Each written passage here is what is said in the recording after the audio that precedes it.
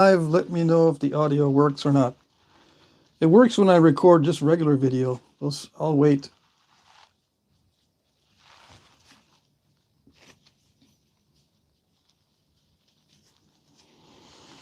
I'll just do some talking and stuff. And just to test out the audio. Yeah. It's so weird. Okay, Alan says it sounds good. Jim Main says hello. Here we go. Are we in business? Yeah, I had to write on this rock. I couldn't find some paper. Anyway, I restarted the live stream, and hopefully no one will be lost because I deleted the other one. So there should only be one live stream visible for today. Okay, awesome. Yeah, I don't know what happens to the audio. I've seen other live streams where they have audio difficulties as well, but I can't reset it. I'm not doing this through a computer, so I can't, monitor the audio and then reset or whatever. Okay, Clint Evans, Flake Scar, Jim Cooper. Okay, sounds good. All right, so let me start over. I'll let you guys decide what I'm going to nap. Okay, first I could nap this into a tomahawk head. I just found this biface on the last live stream, digging through my bucket of flakes. What I can do is I can trim this and put two big notches in it and make it into what looks like a tomahawk head, but it's actually a war club head, right? There are some of these in the archaeological record that are napped instead of ground. And I've been requested to do that many times. Make a tomahawk head, dude. Make a tomahawk head. Tomahawk, tomahawk, tomahawk. Yeah, well, I can make one, but the ones that I've seen don't have a point on one end and flat on the other. They're both points. Both ends are pointed on the tomahawks that I've seen that are chipped instead of ground. And they have two big notches to hold it in place. Okay? Let's see. Someone's on vacation. Charles, hello. This Pittsburgh boy is on annual Thanksgiving vacation in Martinsville, Virginia. They find mostly quartz points. Yeah. In this area. All right, so I can do this. I am going to do this, but it's just not going to take the whole live stream. I'm going to chip this into a tomahawk head. They weren't called tomahawks, they were called war clubs. But anyway, I've got some mookaite here and bloodstone. I've got mookaite and other things mixed in here, various things mixed in this batch. And I got some novaculite, heat-treated novaculite. I'm also going to show you my notes on atlatl darts and atlatl dart foreshafts and stuff. Okay? I've got many notes, not just these 2 pages.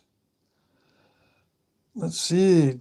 John Jones says hi. Ed Gould is here. Stopped in for a nooner. Yeah. So I'm going to nap this first. I'm going to trim it down to a little bit smaller size, but not reduce it in thickness too much.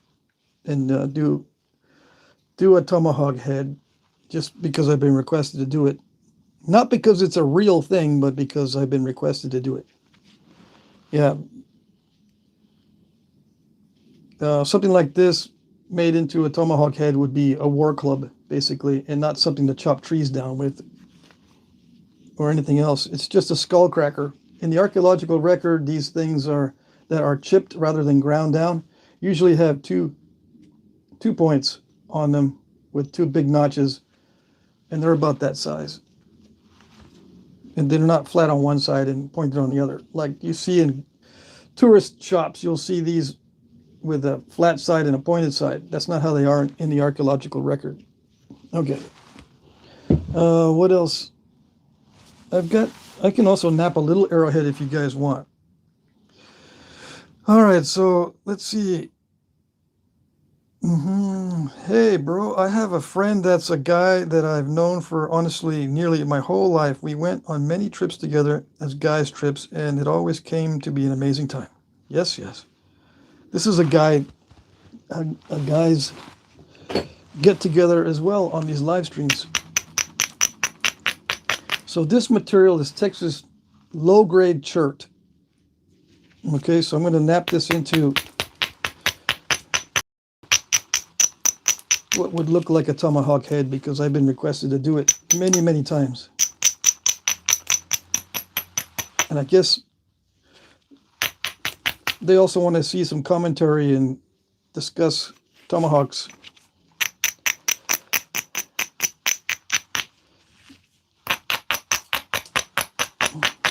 Basically, my take on this is that tomahawks were not a thing until Europeans introduced these small hatchets or axes for warfare. Yeah, it's a European thing, a trade item to the Native Americans. Now there are chipped war club heads rather than being ground down. There are some in the archaeological record that were chipped, but they don't look like the stuff you see in tourist shops. But I'll do one that looks like a tourist tomahawk, just to get that to-do thing off my list. Let's see. Jim says, a little arrowhead, please. Okay, I will do a little arrowhead. That should not take me too long. So I'll be able to do several things in 2 hours.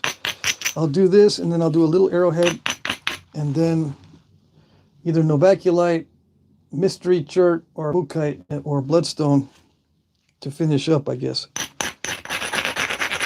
You have any obsidian? Yeah, I've got lots of obsidian, but I'll do that next week, or the next live stream. The next live stream is going to be, what, Friday? I'll do some obsidian on Friday.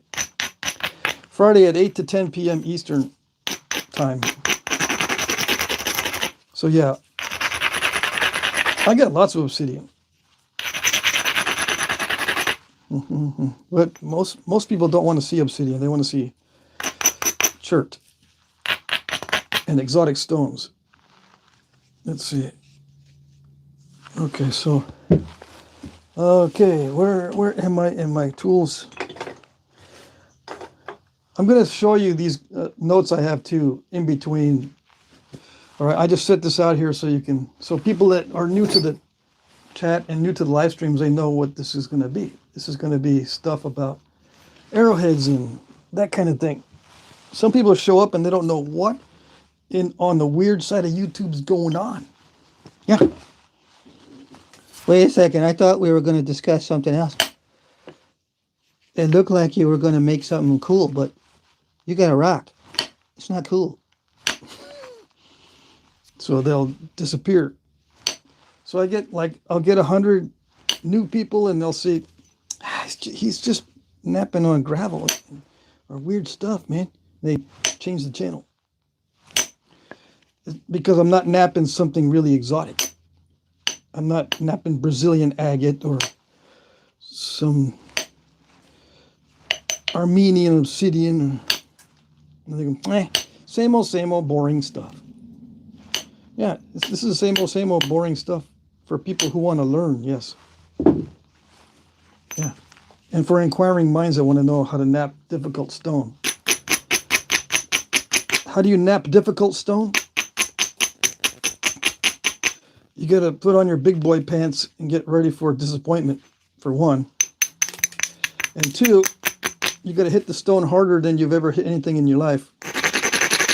Unless you're a psycho. And three, it may not work. Yeah, that's how you nap it. You nap it with the expectation that it may not work. It's not like other crafts where you can take a nasty piece of wood and make something beautiful out of it without defying the laws of physics. It's not that way with napping. You start with crud, you're going to usually end up with crud. Because it's a probabilistic skill.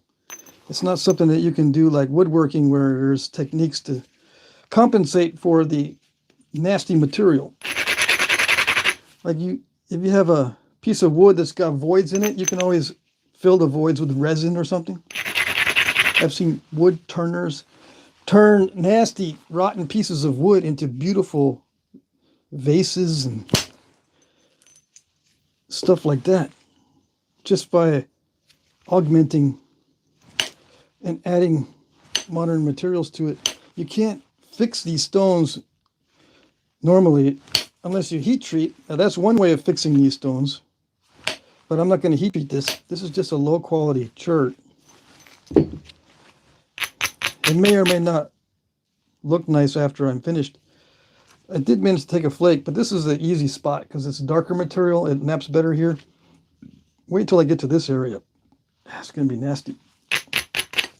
I sharpened I contoured the business end, the flat business end of this Tomahawk head first, just to see if I could do it and get used to the material. Now I'm going to start making it nice and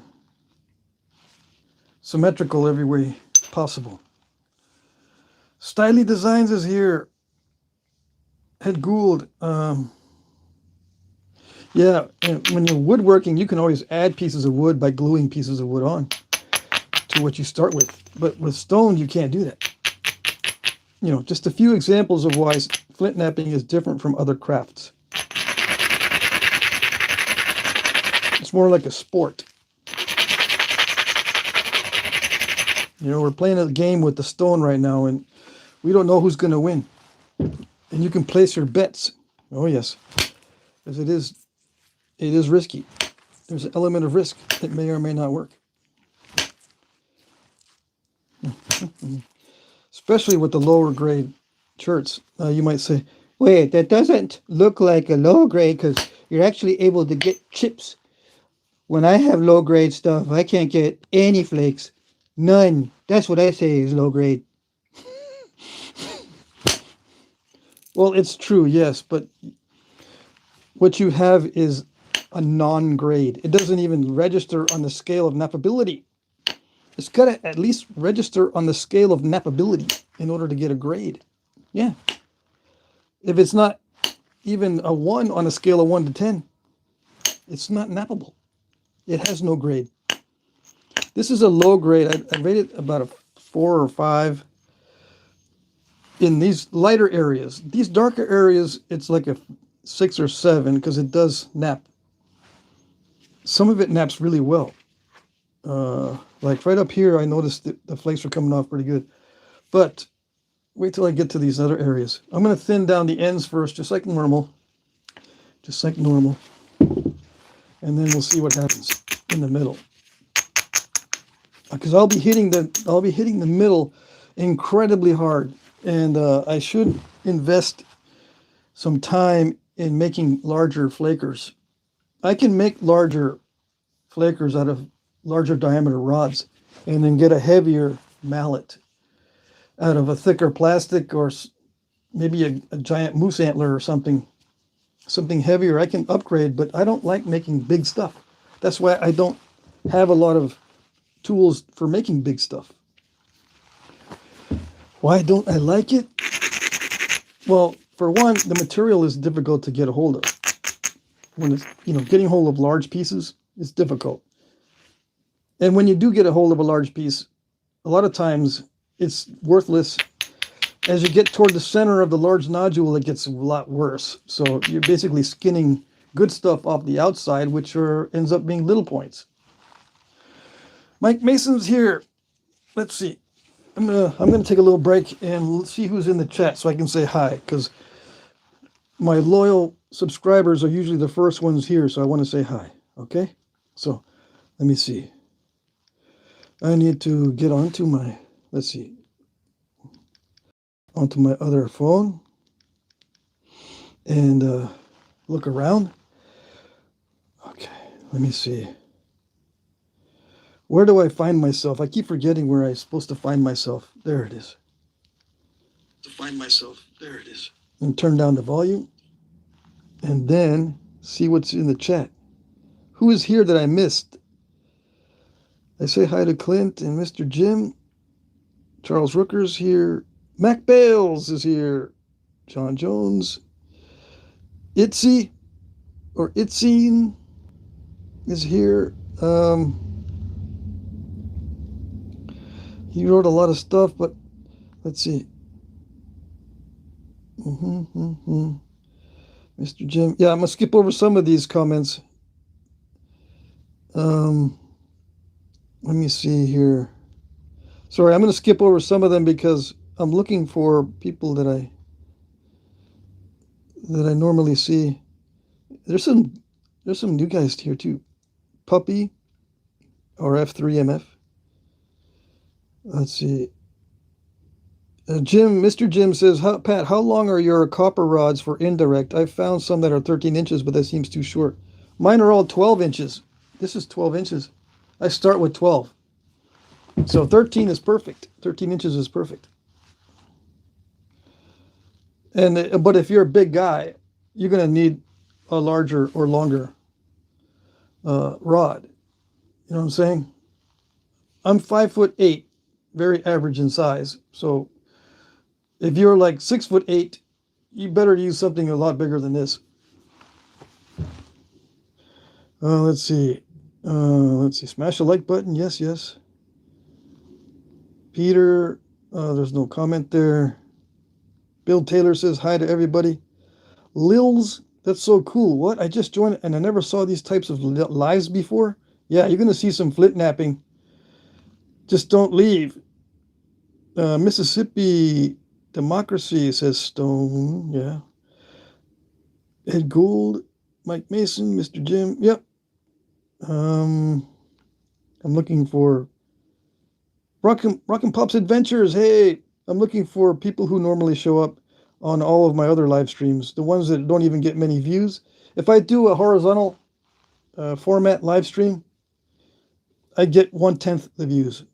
But I'll probably start doing the horizontal view live streams for members only. How's that?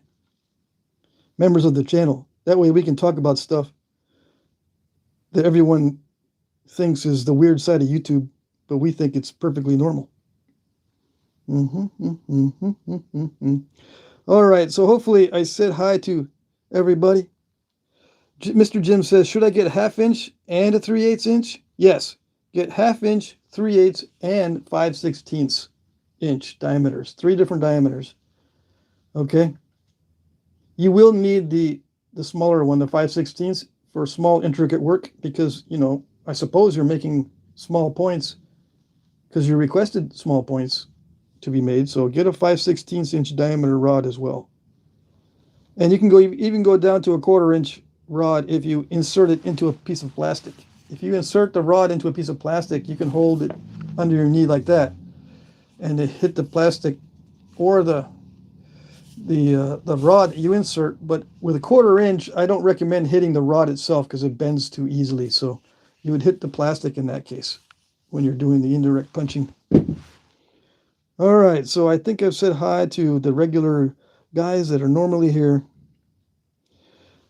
Epic Dreadman, I just started practicing napping recently with bottoms of beer bottles.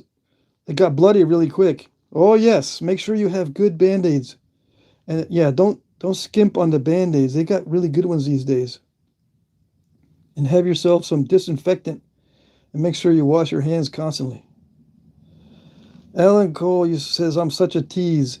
Yeah, I know. Dawkinstein, the horizontal bop. Yes, yes. Are there books you recommend, Pat? Says Fahad. Yes, there's books I recommend. First and foremost, I recommend this book, Overstreet Artifact. Let's see. Overstreet Identification and Price Guide to Indian Arrowheads. This one's a 13th edition, but go ahead and get the latest one if you can. Don't spend more than $40. They're averaging about $35 for this book, I think.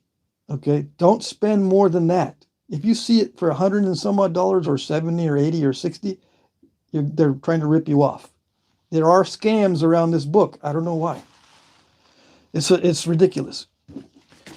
Now, depending on where you're from, buy a book that has local artifacts. I used to be in Texas, so I bought this, Stone Artifacts of Texas Indians, for Texas points. Now that I'm in Vermont, I'm depending a lot on this book because it covers the entire country. But I do have a couple of books on New England Indians but they don't have very many artifacts in those books as far as pictures. So I'm relying on studies, archaeological studies from the Northeast. But there's a book that I recommend by Ritchie. The last name of this guy is Ritchie, Ritchie. I can't remember his first name, but if you type in a Google search for Ritchie New York artifacts, you'll come up with a book that is out of print. You might be able to get it used. I could go on and on and on. There's at least 5 more books, but I don't want to take all day. I got a lot to nap tonight. Ask after the live stream's over, ask in the comment section for a list of books that I recommend, and I'll give them to you in the comment section. Killer Cork is here. Hey.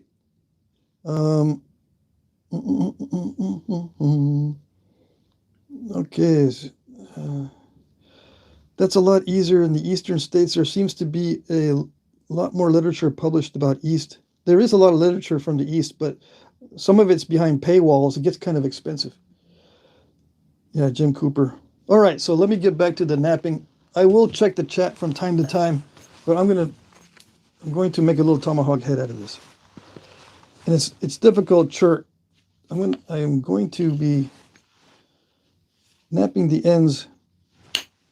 Now with a war club, I'm going to call this a war club instead of a tomahawk head, war club head.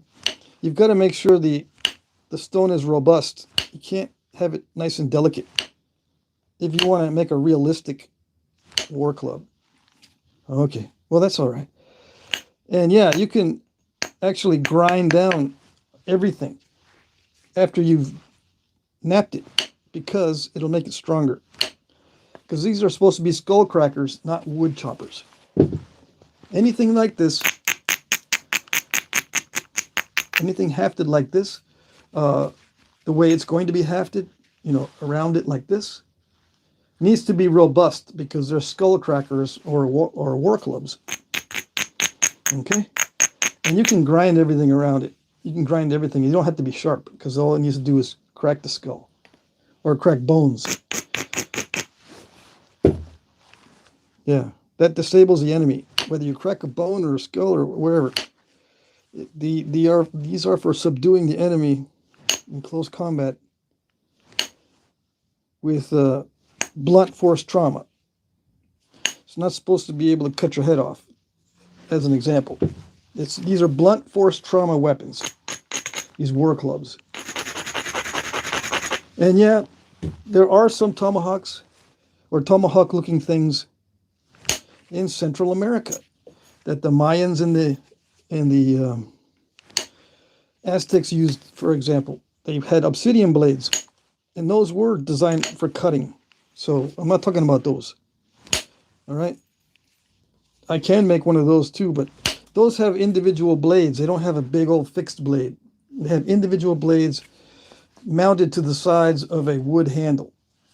They have either bone or individual wood blades mounted to both sides of a handle. And there are short ones and long ones. The short ones look like tomahawks, basically. And the long ones are like swords. Okay? But that's not what I'm doing on this particular video. I'm doing a North American war club head that's chipped rather than ground down. Okay? So I've got the ends thinned down sufficiently. It is Texas rock, Jim Main. Yeah, Jim, it is Texas rock. It's a low grade just because it's got concrete in it. This is concretey right here. I'll be hitting it extremely hard. That's why I'm preparing carefully. I want to make sure there's no cracks on the edges, because if I hit really hard here, the whole top can pop off if there's cracks anywhere. It looks like it's solid material. And I'm going to be struggling probably here in a minute because I can already tell that this flake at least stopped abruptly. I might have to make this, I might have to actually remove this central lump by notching first. We'll see. I think that's actually might be a good idea. Instead of trying for long flakes, thin it by notching, or at the same time I put the big notches in it, I can thin it down. That might be a better idea. Yeah, because this part up here naps fine, but the lower part's probably not. So what I can do, if I want to be smart about this, is take some flakes off here first. Prepare this for a strike into the middle, because this is good stuff here. If I prepare the striking area on the good stuff, at least the flake will travel, and once it gets traveling, it's easier to rip through the bad areas.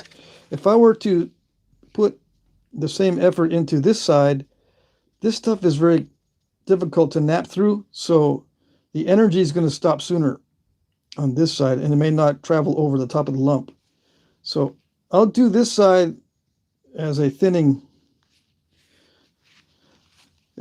side if this one doesn't work. If I can't get a flake to roll over this lump and get rid of that turtleback, then I'll do the other side as last resort. Yeah. So I'm going to put the notch in, or begin it on this side. And when these things in the archaeological record are not fancy, they're kind of crude looking, these chipped war club heads. Okay, so don't think that they're supposed to be really nice looking fancy stuff you see in tourist shops. In the archaeological record, these things are not fancy. They're very utilitarian, actually. And one reason is they probably broke after the first battle. Had to make one for each battle. Because this stuff actually chips. Yeah, imagine that. You hit bone with this and it'll chip. And if you're cracking a bunch of skulls, you won't have much of a tomahawk left. But if you use a ground down rock, it will definitely last longer. And yeah, they use tomahawks against animals too, so it's not just for warfare against humans. You can conk something over the head that's attacking you, like a wolf or something. I don't know. And you can dispatch something that's in a trap, like a bear in a trap. You can conk them on the head with this, I guess. I don't know. I'm not going to talk about that because I don't have any experience with that sort of thing. The 30-06 works fine. All right. So I hit that extremely hard. And guess what? No surprise. Dang it.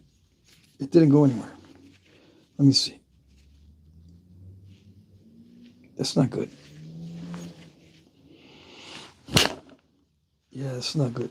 It's not doing anything. So let me try this side.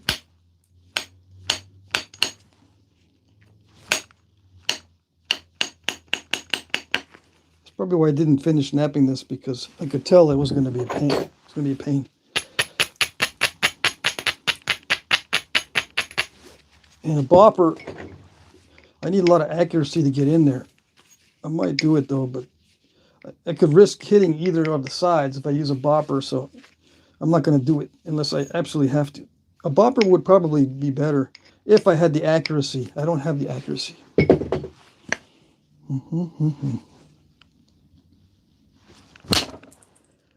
Well, that one was better.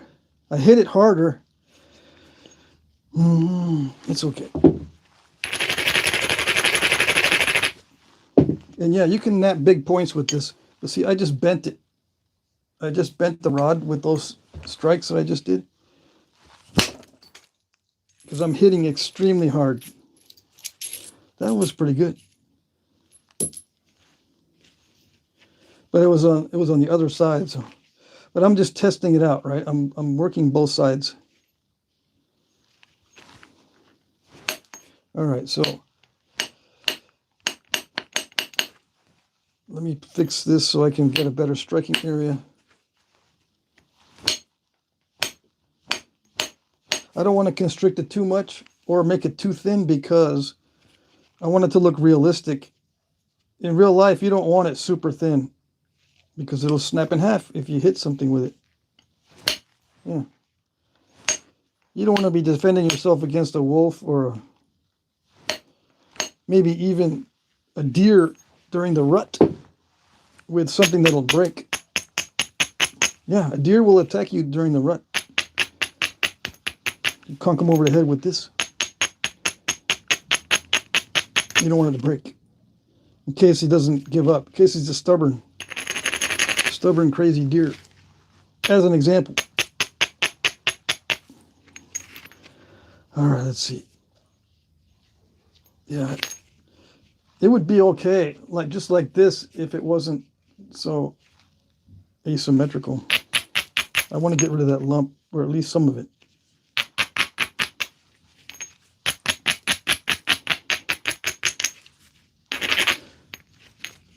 Yeah, I'm gonna leave this part thick right here.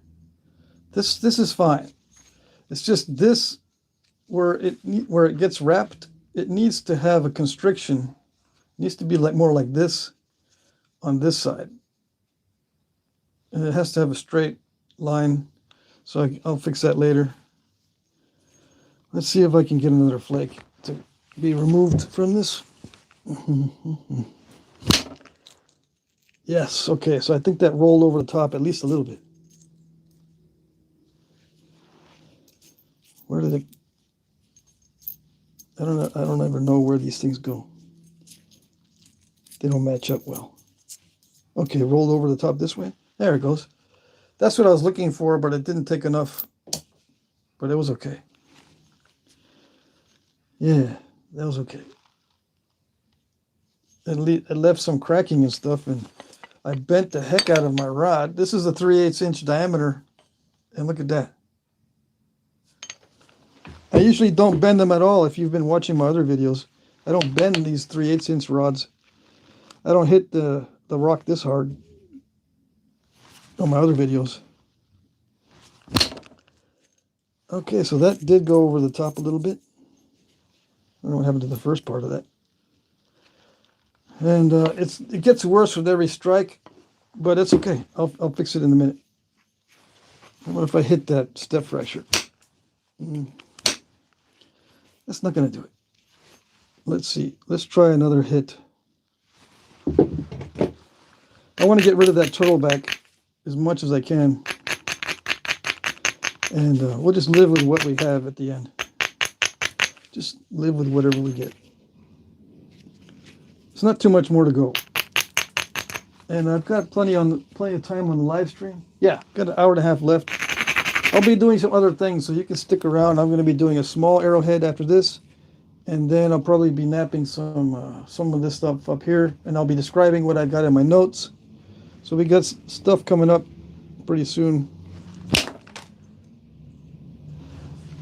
Okay, so yeah, these are extremely hard hits. It's getting to the point where I think I can call it good. It's almost there, but the flakes are not traveling far enough. And it's not because I'm not hitting hard enough, okay? I'm bending this like crazy. Steel would work better, I think. Yeah. It's not going anywhere. And like I said, it's just getting worse and worse. Yeah, I lose some energy in the bending. I lose some energy in the bending of the rod. So steel wouldn't bend so much, and I could probably get a little bit better flakes. My steel is not readily available. Actually, I don't even know where it is. My steel rods. I got steel rods for this indirect percussion stuff. Some people want to know how to make large blades out of this cruddy material. Got any tips, dude, for the large blades? I need some tips. You got any tips? Yeah. Find something else or grind it down. Use peck and grind, man. You can peck and grind this nasty chert. Just do that, do that. Yeah.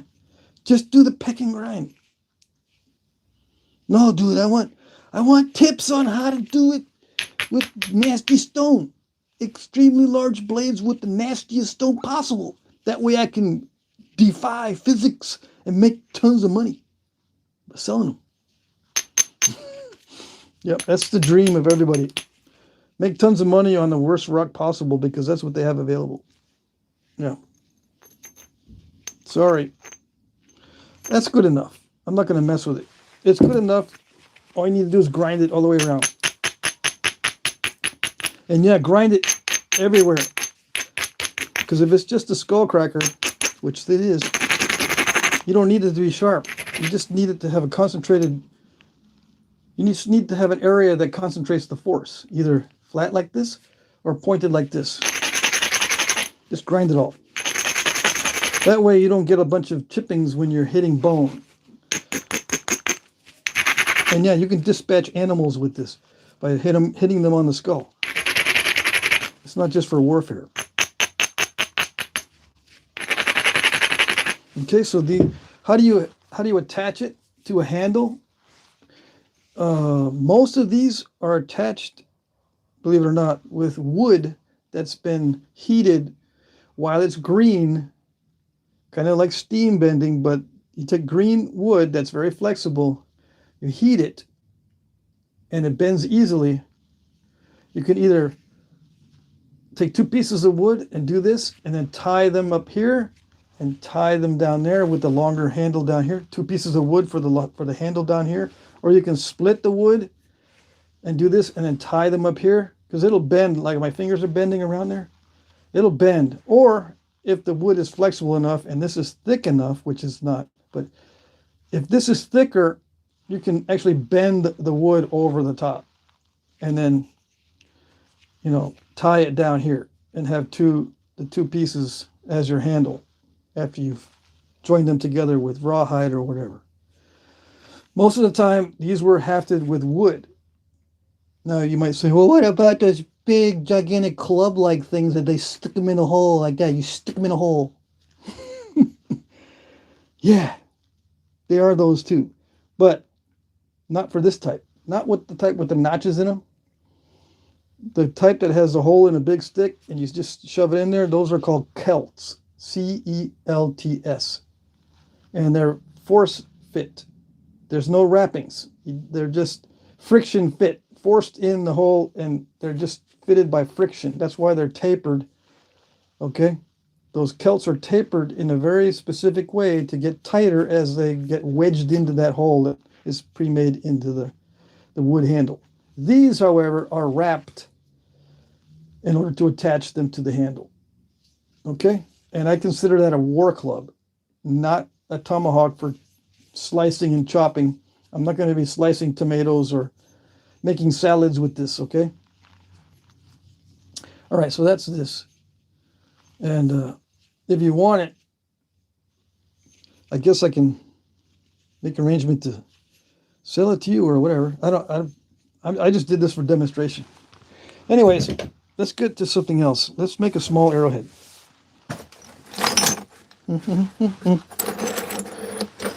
See, how small is it going to be? Is it going to be this small? Let me see. I'll give you an idea.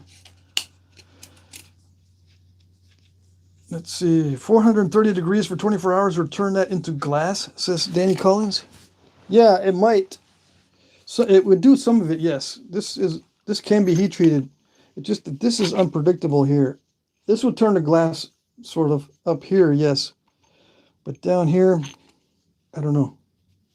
But you don't want these to be heat treated for war club heads.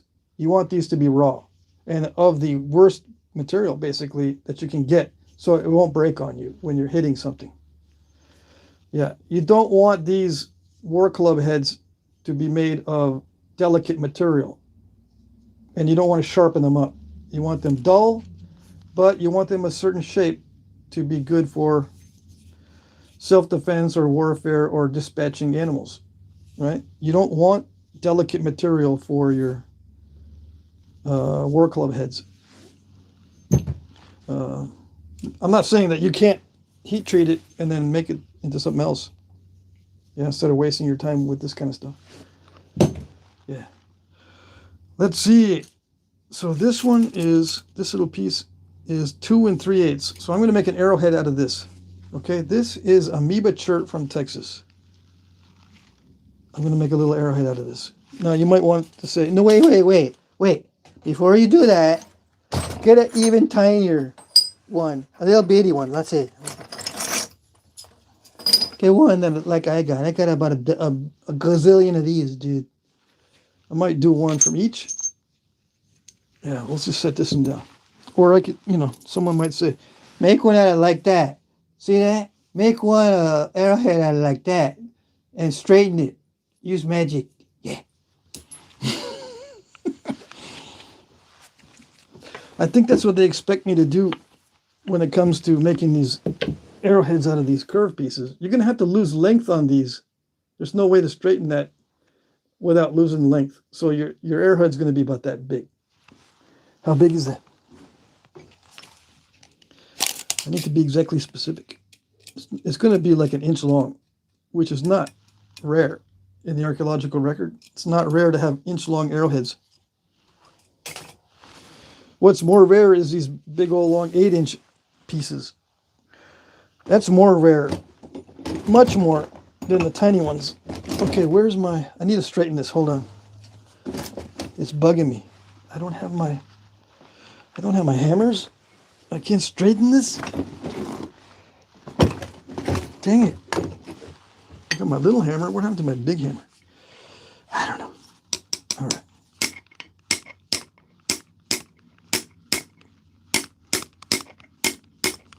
I want to straighten it because I don't want to be picking it up and then using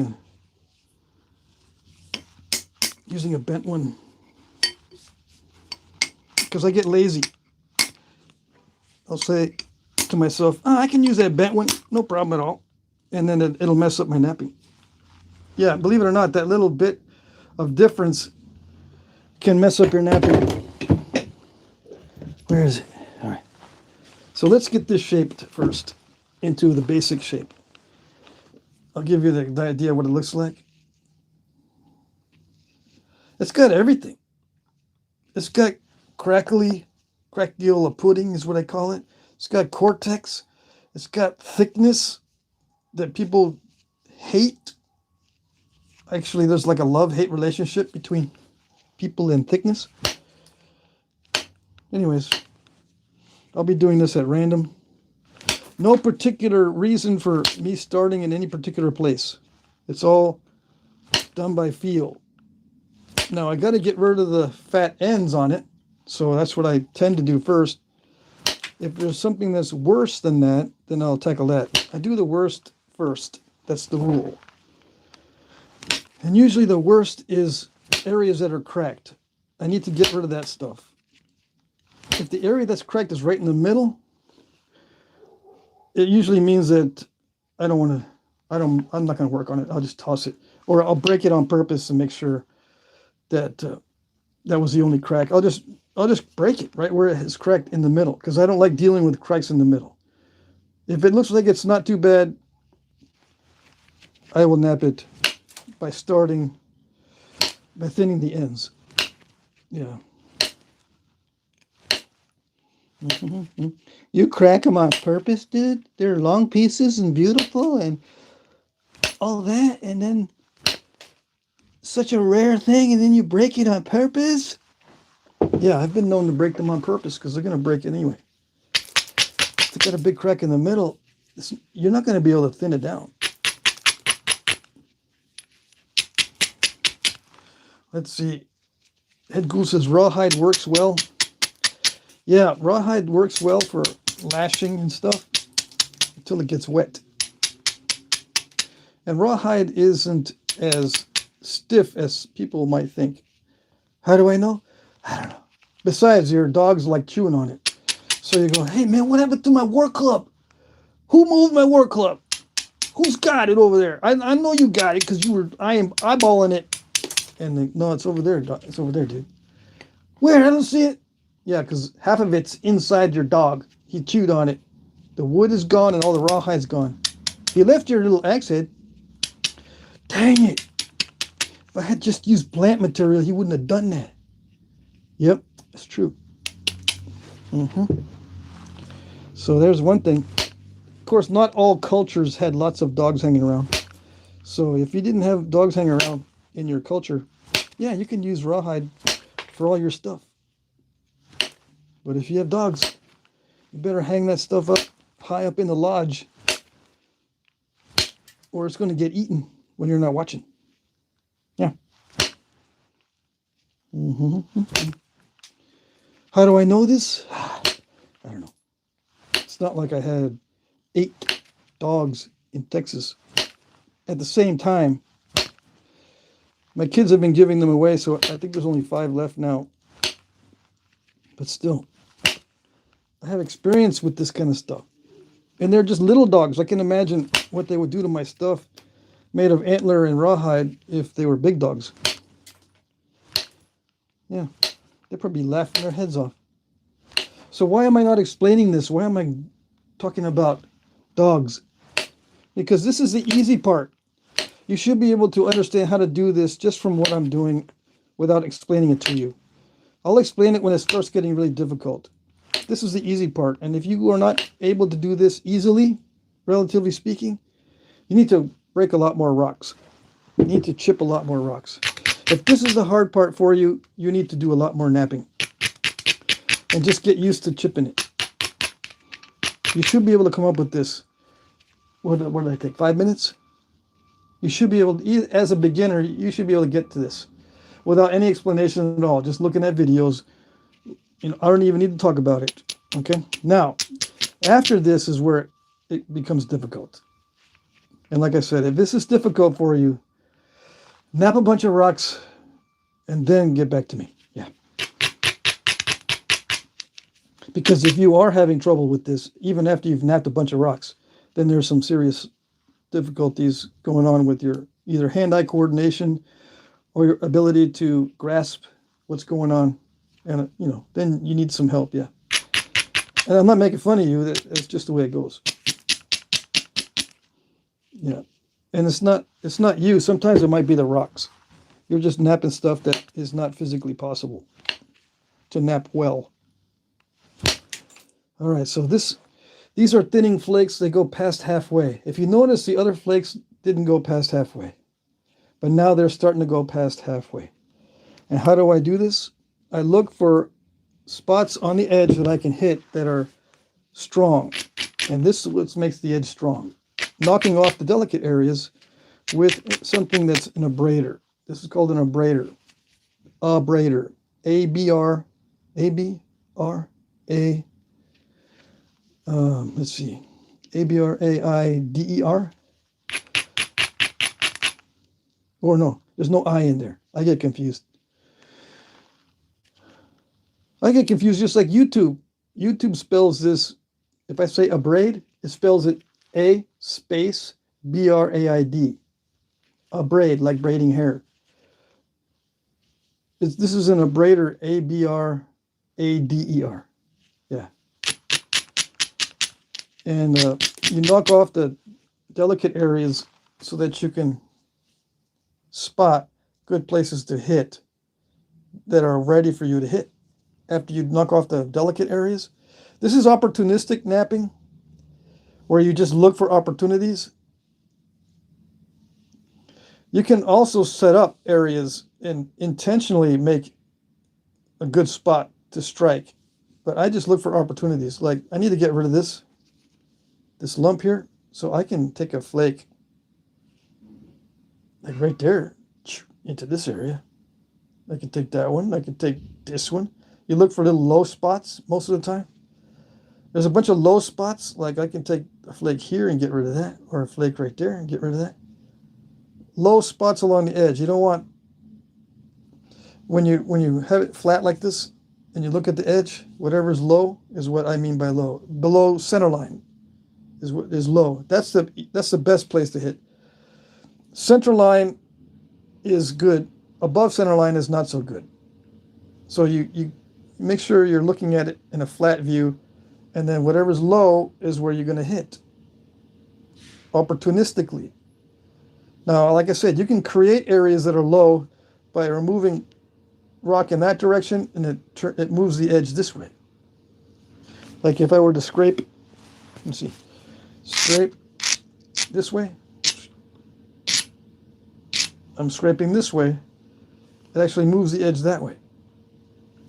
By flaking up here like this edge will move that way. And then you can say, oh, now I can see a better place to strike or whatever. And on this, make sure, don't do like I do and leave a bunch of rock dust in these. Make sure it's got a lot of fresh metal exposed. The same goes for antler too. Make sure there's a lot of fresh antler exposed. Or bone, whatever you're using. You can also use horn, like a ram's horn. Those are more difficult flakers to construct because you need a huge, gigantic ram's horn. But anyways, I digress. Where am I going to hit? I'm going to hit here. I usually go for the easiest ones first. And just put the flaker up above on top, part way on the top, on the surface, and part way on the edge. Enough to seat it. I put a little bit of pressure, not much, just to make sure it doesn't slip. And then I hit it. Yeah, like that. Now that one I scooped out quite a bit. Maybe a little bit too much. I wasn't paying attention. It just, like 1 or 2 degrees difference here makes all the difference between whether it takes a non-scooping flake or a scooping flake. It's a matter of this little angle, and the angle differs by about this much. If you hit inward like this, it might scoop it a lot, and just this much, it won't scoop it. So that's like 1 or 2 degrees difference. This one I probably was too inward as far as a strike. I should have gone more downward. See, I hit like this, right? It's going to go like this. So if I do this, it's more inward. It's pushing more inward. If I do this, it's more downward. And just that 1 or 2 degrees difference makes a big difference. Okay? Especially with these little points. Now I'm just, that was just a trimming flake to make sure that I got that little bit off of the edge there. I'll trim it up and look and see. But again, I'll take opportunities. I'm going to take this flake here, this potential flake, by hitting this into this area. And I got to make sure I pay attention to that little 1 or 2 degree difference. It might be maybe up to 5 degrees difference. I don't know. You can get your angelometers out. See, that one's flatter, right? And this one's more scoopy. The difference between this flatter flake and the scoopy one could be just maybe that much difference in angle. See that? It's just very, very little. It could have been just that much difference. The non-scoopy and the scoopy. It could be. I'm kind of guessing, but I'm telling you from experience that the subtle differences make all the difference. Okay? All right.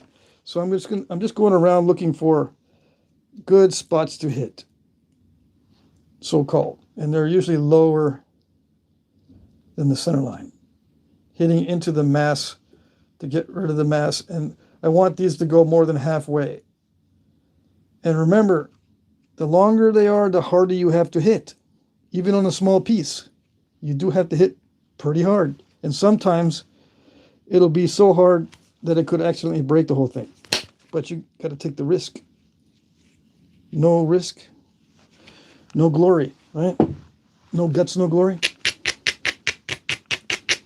If you don't hit hard enough, sometimes you end up with a little almond-shaped piece. I think the gloves are getting in the way, so let me take my gloves off. Yeah, I don't need the gloves for these little bitty arrowheads. And I had my finger there, but it's not going to stop the flake. if I have my finger right where I'm hitting on rocks like this. Now on obsidian, you do want to wear gloves no matter what, even if it's starting to interfere, because the flakes will drive into your fingers when you expect. Okay, and you want more of a cushion. If you're touching right where the flake is coming off with obsidian, it could stop the flake. Either that, or you have to spread your fingers apart a little bit with obsidian and let the flake fly free. This is a danger though, because you can be bridging. It's a bridge, like a support here and a support here, and you have a little bit of support there, and hit it. And if you hit it there, it could crack it, because it's a bridge. You know, you're hitting right in the middle of the bridge, and it'll crack in between. So that's why I tend to hold it right where I'm hitting. But back far enough, there has to be some distance between the edge and your finger, because you will hit your finger with this or with this. Most of the time with this, you'll hit your finger if it's too close to the edge. So watch your fingers, watch the angles, watch how much you abrade. It's safer to abrade a little bit too much than too little. Too little can mess you up a lot more than abrading too much. Yeah, see, I want these flakes to travel, so I'm hitting hard. But through lots of experience, I know when to back off and not hit so hard. And I know when to step on the gas more if what I'm doing isn't working. And a lot of this is just experimenting with the stone as you get used to the stone. Every stone is different. Every stone that you pick up is a little bit different. So there's a process of experimenting with it so you get used to it in the beginning. I'm still working on thinning this bottom part down and keeping it wide, okay? It'd be very easy for me to make it really narrow and then mess everything up. I'm trying to keep it wide, but I'm going to, one of the ways to keep it wide down here is to knap from the base this way, so you're not touching the sides. Okay? That's part of the strategy. And for some reason, it's not that difficult to take thinning flakes from the base. That's one of the easiest places to take a thinning flake if you have plenty of meat. And yeah, it's called fluting sometimes. And I think the reason why it's easy to take them from here is because there's more mass resisting the strike. In this direction, there's more mass resisting the mass of the workpiece than if you have something like this, where this amount of mass in this direction is not as much, so it doesn't resist. Believe it or not, resisting the energy of the strike helps you in knapping. Otherwise, you're going to be, you'll be catapulting the rock every time like that. Right? You've got to hold it in resistance. And the more resistance, the better, because it actually helps to deliver more energy to the strike.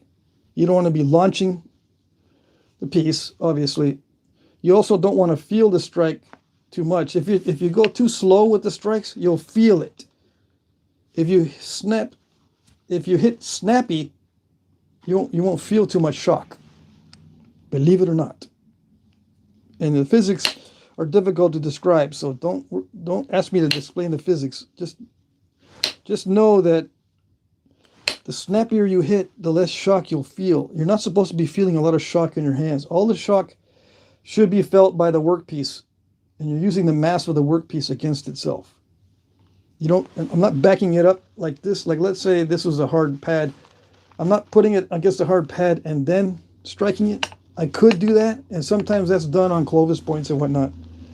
I'm not doing it like that, because I'm not depending on the backing as my resistance. I'm depending on the mass of this piece as the resistance.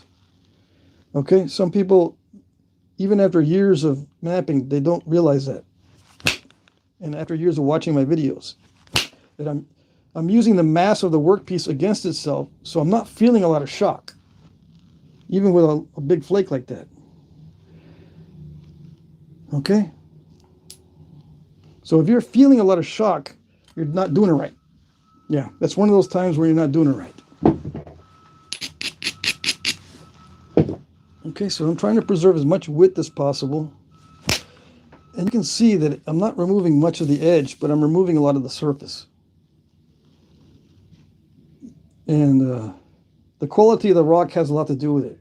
This is amoeba chert, which is high grade stuff. I would consider this about an 8 on a scale of 1 to 10 in terms of knappability. It's very similar to the bloodstone. These two are very similar in consistency and knappability. These are both raw pieces of stone. They're very similar in knappability. I don't know if you saw the other live stream with the bloodstone. As an example, there's also Georgetown that is knappable like this too, but it doesn't feel as glossy, or it doesn't have the same feel as this amoeba chert. Okay, so let's see what else. I need to thin the tip. I've thinned this pretty good. I need to thin this one right there. This is bugging me, this lump. Let's see. So I go right here. I take a flake there. Yeah. And pray that it works. Every time. There's a little bit of a, I hope it works, because if it doesn't, I'm going to die. Seriously. It didn't work. So what happens? It took away some of that area, but I can move over. Since I just ground down this whole area, I can just move over a little bit and see if I can take a flake a little bit further down, like right there. It's not as good of a spot right here, but it's still, I can still probably take a flake there. If not, I'll have to actually prepare that edge. Did it work? Yeah, it worked. Yes. Yeah. It did. Hey, Mike, he likes it. Okay. Where else? So I'm just doing that. I just explained how to flint knap. Now that's all you need to know. Yeah. Your mind takes over all the rest. All you need to know is this basic strategy, and then practice it. And your subconscious knows the angles. It knows how much to grind. It knows how to contour this tip. It knows how to use this weight. Either you choking up on it or moving down on it. It knows that you need to keep this straight, because it'll feel weird if it's bent. And, you know, your subconscious will go, hold on a second, something, oh yeah, this is all bent. No wonder it's not working. And so forth. This goes a lot by feel. You don't have to pay attention to every single little detail once you know the basics of how to hit. Yeah, and then you change it up. If it's not, something's not working, you change it up slightly. But only modify it slightly. Don't modify it a whole lot, because flint knapping is about very subtle changes in your technique. Subtle changes make all the difference. Drastic changes usually mess things up. Yeah, see, it went more than halfway. That's what I'm trying for on these thinning flakes. It's the same angles, same way to hold it. The only thing that changes, basically, is the amount of force that I'm using. That's what is the biggest variable, the amount of force. Large flakes, long flakes, more force. Little flakes, less force. And sometimes, little flakes, you change the angle a lot and just get a little bitty flake. Like, if you do this and hit downward, you're just taking off little bitty flakes. Little bitty flakes. This is the serious posture. Once you get it aligned straight like this, you decrease it somewhat. There's where you're serious about thinning. Somewhere in there. This is too much. Unless it's really bad stone, then you have to really try for inward force. The only time I try something like this where it's really, really steep is when it's really, really difficult to knap. Usually I can knap in a range that's like, I guess, 5 degrees. But I'm guessing it may be different for you. I don't even know if that's my range or not. You get your subconscious knows what angle. I mean, you have to start knowing the basics. It's got to be flat like this or a little bit like that for serious work. Like this is just little bitty flakes. Little bitty flakes. Your serious work starts right here like this and then like this. If you're like that, that's too much. Okay, so it's just a little bitty difference in there. Now, if that doesn't work for you with just a little bit of difference, and you get better results by just trying to hog off those flakes with some really intense inward stuff, and it works for you, then do it that way. Okay? All right. So that one almost went more than halfway. And you need a good convexity, which this does have, but you also need a good place for the flake to travel, and it kind of stopped where that previous step fracture was, so the path was not clear. It had an obstacle, so that's probably why it stopped there. It might have gone a little bit further. Yeah, but that's okay. We're just going to be napping it until it gets thin. It's not thin yet, and it's going to take a while. I'll speed this up. And I take flakes in opposite directions just because there's opportunities to make the edge better. If I want to hit into it with a long flake, I got to make sure that the position of where I'm hitting is either at center line or below. I call it the striking area. Some people call it platforms, but the platform for me is on the flake itself. This is where you see a platform. I don't call this platforms. I call this striking areas because there's no definition. You can't nail it down what a platform looks like because you can hit anywhere on this edge. Someone might say, well, where's the platforms, dude? My answer is yes. This whole thing is the platform. You can hit anywhere, anywhere. It'll give you different results, yes, but anywhere along there is hittable. So that means the whole thing is a platform. See, it gets confusing in that respect. The platform is on the flake. That's where it's important. Because you go, wait a second, how did they remove that? Where did they hit? I heard that they hit it on the platform. Oh, the platform's right there. Yeah. That's where it's useful. It's not useful on this to know where the platform is. Because that's the whole thing. The whole thing is a platform. Now, somebody's going to go, yeah, but you're missing the isolated ones. The isolations, dude. That's when you can say it. That's when it's isolated. No, it's still a striking area. So there. I don't have to see it. It's covered by the term striking area. It's just an isolated striking area. Okay? All right. Here we go. Did it do it? It did it. Ah. I hit it really, really hard on the spot that I thought was good, and it did it. So we're thinning. We're now cooking with gas. But this is the hard part, right? And it gets harder and harder as it gets thinner and thinner. Thinner and thinner. Yeah. As it gets thinner and thinner, it gets more and more difficult. So you don't want to burn yourself out in the beginning. Some guys would say, well, wait. I like everything to be perfectly flaked in all stages from the beginning to end. Everything's got to be nice and neat, and it's got to be high performance art from start to finish. You can't take shortcuts in the beginning like you do because you're a loser. Yeah.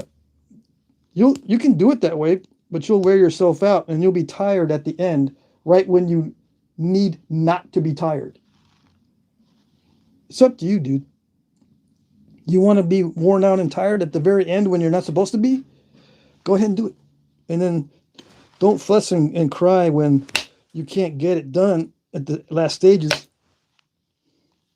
And you're asking me, dude, is there any tips for finishing these out? I can get here, but then when I get to the finishing part, I break it. I need some tips. I just told you the tips. Don't wear yourself out before the end. That's why you're not able to finish. Okay? You're trying the performance art approach in all stages. Don't do that. Yeah, don't do that.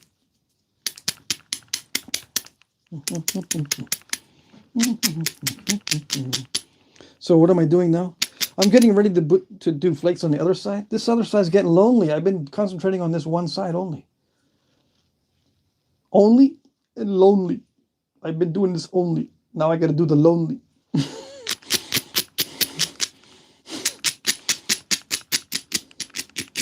Yeah. I would have gotten burnt out on this a long time ago if I hadn't started goofing around on these videos. Yeah, I'm goofing around on my videos because if not, sometimes it just gets so boring. Yeah. All right, so I've already been working on this for like a half an hour, and I've only gotten to this stage because I'm explaining a lot. Jimbo says, what material is the rod he's using to get the flakes? This is a 3/8 inch copper rod. 3/8 inch copper rod. 3/8 copper. Now, what would have been traditionally? It would have been antler traditionally. I'll show you. Let's see.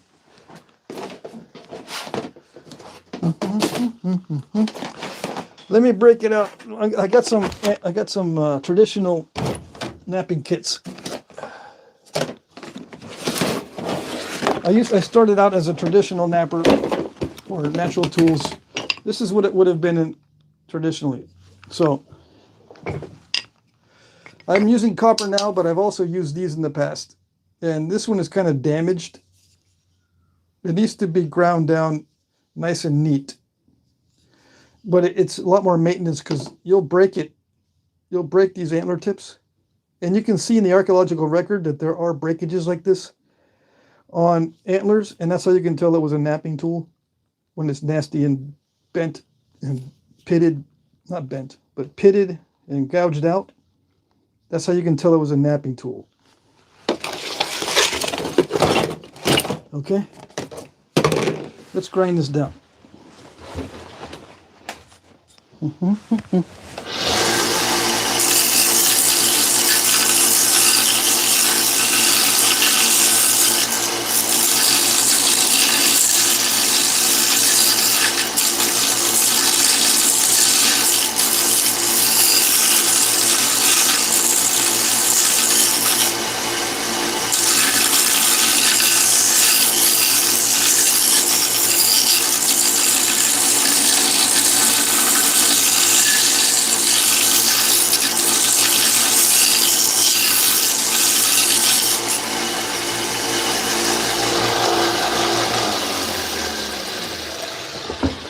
So you might say, wait, dude, you use a modern grinder on the traditional tool? That's sacrilege. Yeah, I know. It takes forever to use a rock. You can use stone, though. This is my abrading stone. How do you do it on an abrading stone? Circular motion. Circular motion. Circular, circular. Or, if you don't want to do that way, this takes longer, but it looks more masculine, right? Got to make sure you look masculine while doing this. You don't want to be sitting there going, What are you doing over there? Grinding flour? No. You're making bone meal? You're going to make some stew? No. Although that's what they used to do. No, this is a napping tool. Okay, so you can remove flakes with this. This is either an elk or mule deer. I think this is an elk spike. But I would suggest whitetail or mule deer for these. But I got this for free, I think, so I'm using elk. And it comes in long pieces, which is good. Let's try removing a flake with this. Now, I got to warn you, this is the pain in the butt to use traditional tools. A royal pain. It's not easier. It's not more fun. It is a pain in the butt. Okay? Same thing. Everything's same. Same angles and everything. Except it might be a little more drastic. Instead of, you start like this. This is the rule where you start vertical and then adjust from there. Start horizontal, I mean. In line. And you adjust from there. This might take a little bit more inward force. But it's very, very subtle. It's not a big difference. See that? It can be done with natural tools. So that went more than halfway. Can you get better flakes with these natural tools? No. It's a pain in the butt. I took the easiest one possible. Let's try another easier one. Or no, another easy one. And yeah, I had to grind this down beforehand because you want it nice and smooth. Okay? And this is elk antler as well. I think these are both elk antlers, but you don't have to use elk. I suggest mule deer or white-tailed deer. Yeah. And normally that would have flaked because I'm hitting these little low spots. I'm going to hit these low spots with the antler. It doesn't always work, and sometimes you can see antler deposit on the stone. Yeah. And if it's a humid day, you're going to get a lot of antler stuck on the end, on the edge of your stone, because humidity affects antler. It does not affect copper. It's raining out, right? There's humidity. See that there's a little bit of antler stuck on the top there? It'll wear this out very fast. One of the pains in the butts with this natural stuff is the fact that it does wear out easily. And sometimes these spots are not cooperative. Let's try a different spot. Yeah, come on. It could be that I did grind it down too much. Let's just keep trying. All right, so it will nap. I just got that. It's step fractured though. Let's see, how about this? Sometimes it's better to have the edge kind of sharp. That way it'll dig into the antler better and it'll grip the edge and it'll pull the flake off. But it damages this more. But it does work. What I did was I made it sharp by taking a flake in the opposite direction and then hit it. It was kind of sharp. But if you look, the platform on the flake is not much different than the platforms you get with copper. Copper is probably going to have a little bit of a smaller platform, but it varies. It's hard to tell. It's the same angles. There's more force involved with it though. And it probably needs a sharper edge to dig into the antler. Yeah, in this case, not in all cases, but it appears that it does need kind of a sharper edge. Yeah, than the copper. It's not surprising. And I was actually able to nap that sharp edge without any grinding. But as soon as you hit a hard spot, yeah, come on. As soon as you get to a hard spot, it probably needs a pressure flaker. And I have two types of these flakers. I've got the solid one, and I got one with a stick in it. And this is not a long stick. I don't use long sticks with these. Never have, never will. When this gets shorter, I just drill this out and put a stick in the bottom so I can hold it. And I can probably start napping a little bit better with a more pointy area. Let's try a pressure flaker. Now this is a brow tine on whitetail. And I like this type of grip. But you can use, where's my other one? You can use an antler like this for a pressure flaker. I just got to sand this one down. Anyways, I can probably get some pressure flakes. Yeah. Where I was trying to get a percussion flake.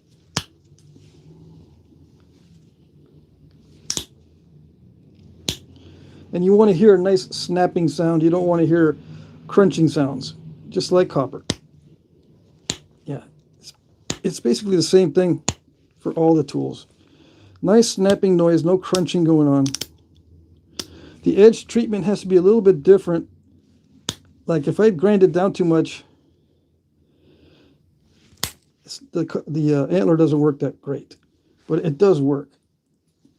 I just gotta push harder if it's ground down too much. Yeah, there it goes. Did they have these in the archaeological record? I don't know. I have not seen one like this. They're usually like this, but they're sharper, right? And I like them thick like this because it doesn't bother your hand as much. I like the thick. I don't like knapping with a real thin tine. Anyways, you can see how it's working, right? Or no? Dang it. What did I do? I made a mess. Yeah, just a little bit of... Yeah. Anyway, you get the idea. Let me go back to copper because it's faster and it's easier. Okay? Let me see. I don't want to make a mess all over my pieces. Okay. Where is it? I'm going to go down to a smaller diameter copper rod of 5/16. I've already shown you that you can get the same flakes with antler as you can with copper, right? You got the message? You got the idea? I'm not going to do the whole thing with antler because it will take me longer. And I don't have much time now since I've been wasting some time. All right. But yeah, it's a good question. I will be doing more videos with this kind of stuff. This is one of my old kits. I got three different kits. The large hammerstone, medium hammerstone. I got different kinds of horizontal punches. I've got billets of different materials. I think this actually is mule deer, mule or whitetail, and this is moose. And yeah, it's been well used. Yeah. Oh, this stuff right here, this is a medium hammerstone. There are actually hammerstones exactly like this in Texas of this material. And it's a good hammerstone, but it's hard. And you can see, though, it does yield a little bit. It does break, so it has a little bit of yield to it. So these are excellent hammerstones. And in the archaeological record, you'll see these bites taken out as well. So I was using this for a lot of different knappings just to try it out. And yeah, it works, but you have to keep replacing these because they will wear down with all these bites taken out. So I prefer, actually, this type of hammerstone, the quartzite, rather than, I think this is granite, or I don't know. It's a fine grain granite, but it might be quartzite as well. I don't know. It just feels like granite, this purple stuff. Anyway, I will be using more of that in the future. So let's get this knap down to a thin arrowhead. It's still very thick. Okay. Left Wing Dragon is, are you a historian by trade or is it a hobby? This is a hobby. I'm a draftsman by trade. I went to engineering school and I didn't like it. I hated it. So I got my degree in drafting. So I have some engineering background. I have no archaeology background other than the fact that I've read hundreds of studies. When did I have time to do that? I don't know. Don't tell no one, but it's not like I did it at work or anything. Nope. On my lunch breaks, I would read. Yeah. It gets kind of dull drafting.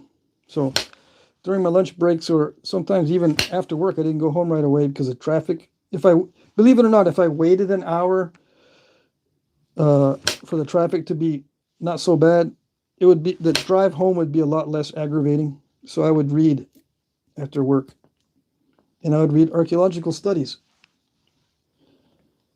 and I would clip things out, print them out, and then put them in a notebook. Stuff that I knew I would be referring back to on live streams in 2025. Yeah, I knew that. I knew I was going to do that. Yeah. Anyways, the copper does not get affected by the weather. It does not require as much maintenance as antler. See, I'm comparing this to antler. The copper also is very versatile. You can hit a wide range of edges from sharp to dull, and it will do something. Antler, you have to be more specific with what you're hitting, with and on. You have to be a little bit more specific. It's a little bit more of a hassle. So you can't take as many shortcuts, or I shouldn't say shortcuts. You can't take it for granted as much as you can with copper. But I've used steel, I've used aluminum, and I'm going to be using brass in the future. And what else have I used for these?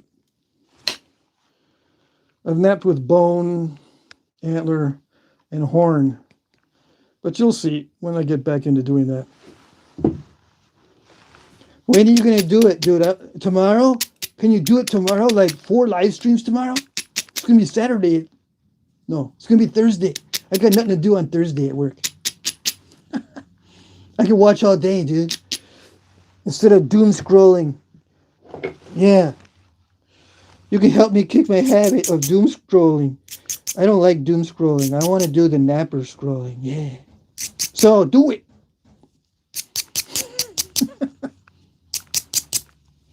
I'm not going to live stream all day with natural tools. That's like my worst nightmare. Yeah. Somebody's talking about autism. Yeah. Gotta remember, every day is autism day. And people say, "What? Why do you say that?" It's called autistic humor. Autistic humor. Yeah.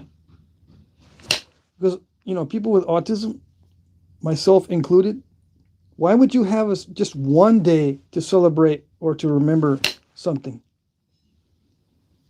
You can't just have one autism day because you're dealing with it every day. Yeah. So every day is autism day. Got to remember. If you're messing something up, or you don't get it, or you don't understand it, it's probably autism. Yeah. If everybody else gets it but you don't, guess what? It's autism day. Just like opposite day, autism day. All right. Dude, you got to stop drinking coffee or whatever you're on before you do these live streams. Yeah, I know. I got to calm down and take it slow. Don't be such a spaz. Talk a little slower. Don't talk about autism. Be more serious. Yeah. No thanks.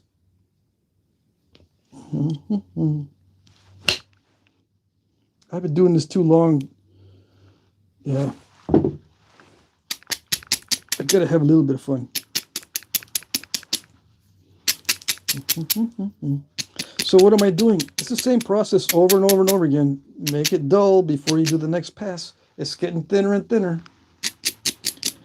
What time is it? Oh, gosh, I only have 30 minutes.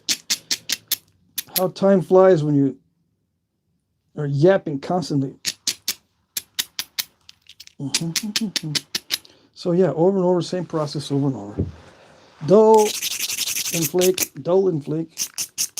Or I should say strengthen and flake. This makes the edge stronger. And I just look for opportunities. I don't do anything special. I don't prepare each area unless I have no choice. Sometimes I don't have any choice when it gets really, really thin. There's not much range or option.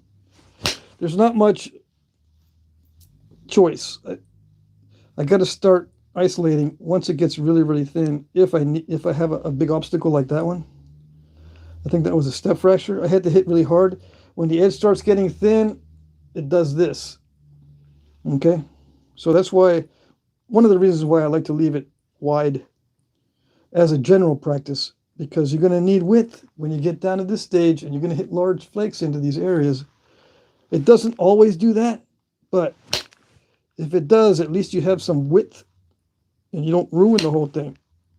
If it was narrow and I had to take a large flake, it would be ruined. Yeah. So how do I get it extremely thin? Just be more persnickety about it. Pick at it and pick at it, and then be a little more careful and more careful and more careful. Some of you guys have a lot of mental endurance, and you can be extremely careful and picky and do tedious work for hours, and it won't bug you. But me, I have like a time limit on how long I can do this before it starts driving me up the wall. I can't be picky for very long, so I've got to hurry up and finish, or I'm going to mess it up. Yeah, because if I start getting a bad attitude, like, man, it's taking forever, I will mess it up. All right, so this side's still lonely. I've been napping mostly this side. I don't know why. It just happens to be that way. This side needs flakerings, so that'll be my next task. I was supposed to do it, but it didn't seem like that's where the mask needed to be removed. So let's see. Let's start thinking about that more. So I'm going to just move the edge this way. Just downward flakes to make it more narrow and move the edge. And yes, I said more narrow, but not too much. Leave yourself a little bit of room just in case you're going to need some serrations or whatever. Depends on the type of point. It's all the same basic strategy, no matter how big or small. But there are different mindsets as far as how to nap the big ones and how to nap the small ones. The basic overall strategy is the same, but the feel of it is different. These little ones feel a lot different than the big ones. It's sometimes some people have a hard time with the large ones, and some people have a hard time with these small ones. Me, I have a hard time with the large ones. I break them very often, but some people are the opposite. They don't break the large ones, they break the small ones more often. It's a matter of your personal physical makeup, both in your hands and your brain. Everyone is a little bit different, of course, so that means your napping style is going to be slightly different. It can look almost exactly the same, but it's going to be usually a little bit different from napper to napper because of the physical and mental state.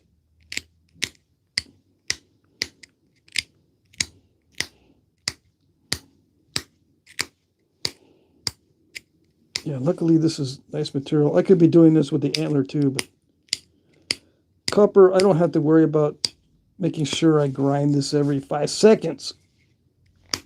With antler, I do, because you lose a little bit of antler every time you do a flake, especially in humid weather. Now, some people say, I have never experienced that, ever. I've been napping for 20 years, and I never see any antler on the edge when I flake. Never.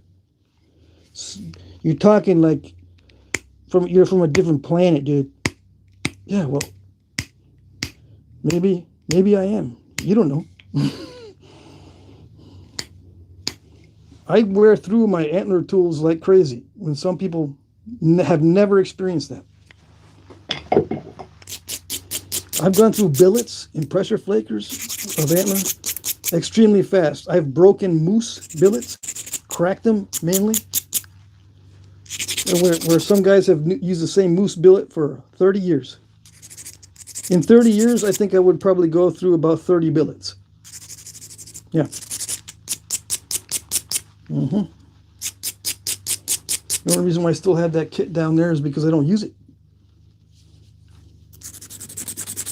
Oh yeah, I was going to discuss some of this stuff. I'll discuss that stuff at the end. The metal darts and stuff. Hold on, I got to move the microphone. I got to unzip my jacket because this is the sweat stage for me. This is when it gets nerve-wracking because I could snap it and break it at any time.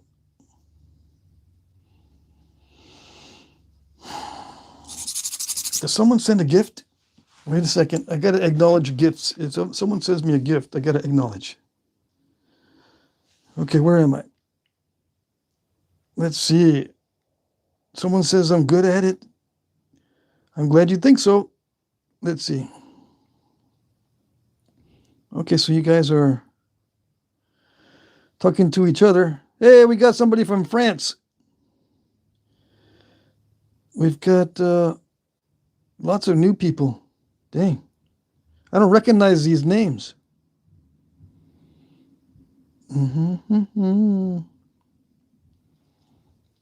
Let's see. Somebody said slow is smooth and smooth is fast. Okay. Let's see here. Yeah, there's a lot of new guys. Let's see. So I'm looking through and see if I missed any gifts. Left Wing Dragon says, "What's your favorite material?" I like buttery obsidian, but that's just temporary. I could change my mind at any time.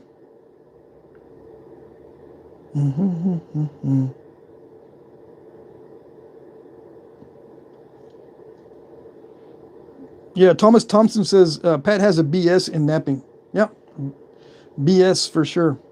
What does BS stand for? Use your imagination.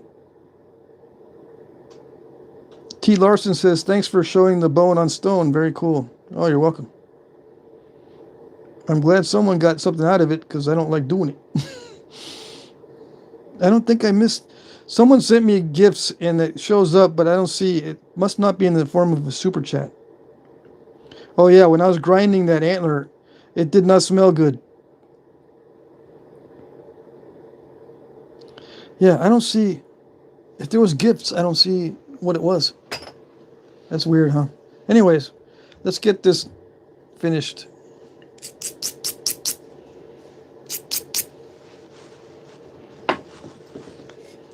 I am going to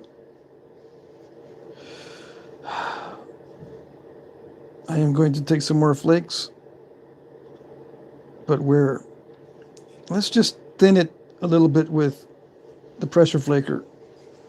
Yeah. And if I see spots that are really thick, I'll use the indirect percussion.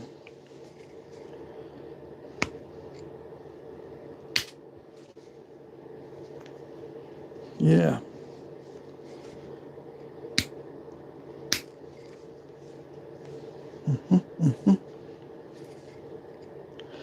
So you can thin down the point with pressure. That's not too difficult. It's not too difficult to run the flakes more than halfway with a pressure flaker on the tip. Now, as you get down here and try to do long flakes, it's not that easy because you have obstacles. That's why a lot of nappers will grind this all smooth and make these out of ground down flint. They'll cut a slab and then they'll grind it down to be convex in every direction and then flake it so that the flakes are not hitting obstacles. But I'm not doing flake over grind. I'm doing random flaking, and there's going to be obstacles. So it's luck if I get a long flake, in other words. Okay? All right. I'm trying for long flakes, but if I actually get one, it's luck because there's lots of obstacles. You can see that I can take sequential flakes, but to try to do that all the way down the edge, if you look, there's obstacles, so I might not be able to do it here, and maybe not up here. It depends, and also some of the stone might not be the same consistency, so even though it's clear like this, I could probably do 2 flakes here easily, but if this is a tough spot, it's not going to look the same as up here. Okay? And yes, the toughness of a stone does affect the look of the flakes. Some people get confused and think that maybe that flake was made with percussion and not pressure because it looks like such and such. But they're not taking into account it might look like such and such because of the material. It might be inconsistent in some areas So it might look like, oh yeah, he made that one down there with percussion, but right next to it, he took a pressure flake, because that's what it looks like. It could be the difference in the stone itself that makes the flakes look different. But of course, they don't go over that in the archaeological studies. How do I know? I don't know. And it's not the same amount of pressure, okay? And it's not at the same angle either. I've heard it many, many times where if you see sequential flakes, people will say, he did the same thing every time. Same old, same old, same old, same old. It's amazing how same. No, every flake is different. When you are down here, you're pushing inward more to get longer flakes. As you travel toward the tip, the pressure gets more vertical. So at the very tip, it's almost straight down. It's not the same old throughout the whole thing. The angle changes as you get near the tip, and the pressure changes. The angle and the amount of pressure changes, and the thickness of the edge changes. As far as grinding, you grind this to be more dull than this up here. And ideally, you want a different size tip for the upper third, another size tip for the middle third, and another size tip for the lower third, a tip of this. So the best strategy is to start down here where it needs start up here where it needs a sharp tip. And as it gets duller, it works toward your advantage, because down here at the bottom is where it needs to be the most dull on the tip of your tool. So it gets worn out as you go down like this. That'll work to your advantage. On a small piece, it doesn't affect the tip very much. But on a larger piece, yes, because you got a lot more to flake.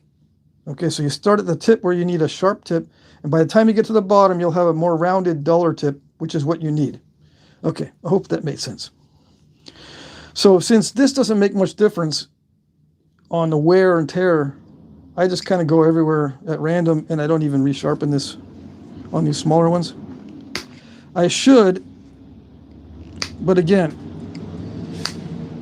it wears me out, and I don't want to be worn out because I still haven't notched this. We still haven't gotten into the notching. The notching requires no mental fatigue at all. Unless you want to mess it up, then it's okay.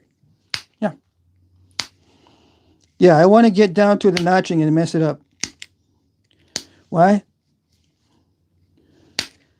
Because that's what I always do. Why change it? Mm-hmm. Yeah. Well, you gotta, at some point, you gotta start making nice stuff. Yeah. I don't do it on purpose, dude. I was just kidding. Okay, fine. Sure.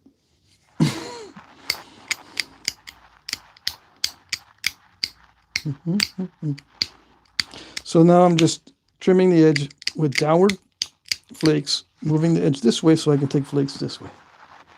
Okay? All right. It's the same procedure no matter big or small. As far as these points go, procedure-wise. Now, the actual technique of doing it is different.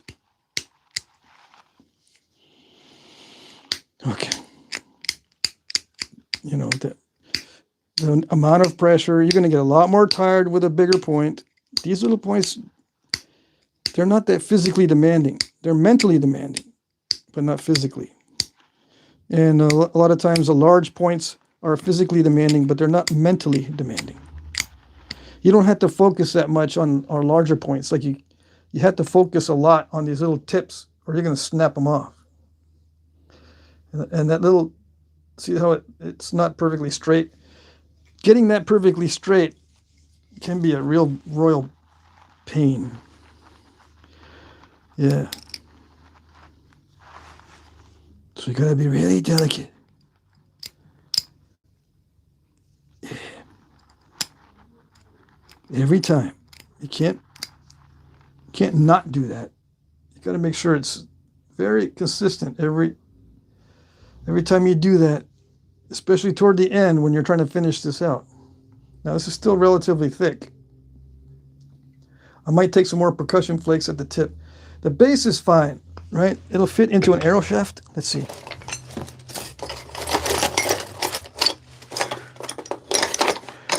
Don't tell me I forgot. Did I forget again? I think I forgot. Where's my box of... I have arrow foreshafts. So you have to check to see that your arrowhead's thin enough to fit in the arrow foreshaft. So you guys got a bunch of arrow foreshafts available, right? To check to see if your arrowhead's thin enough? No?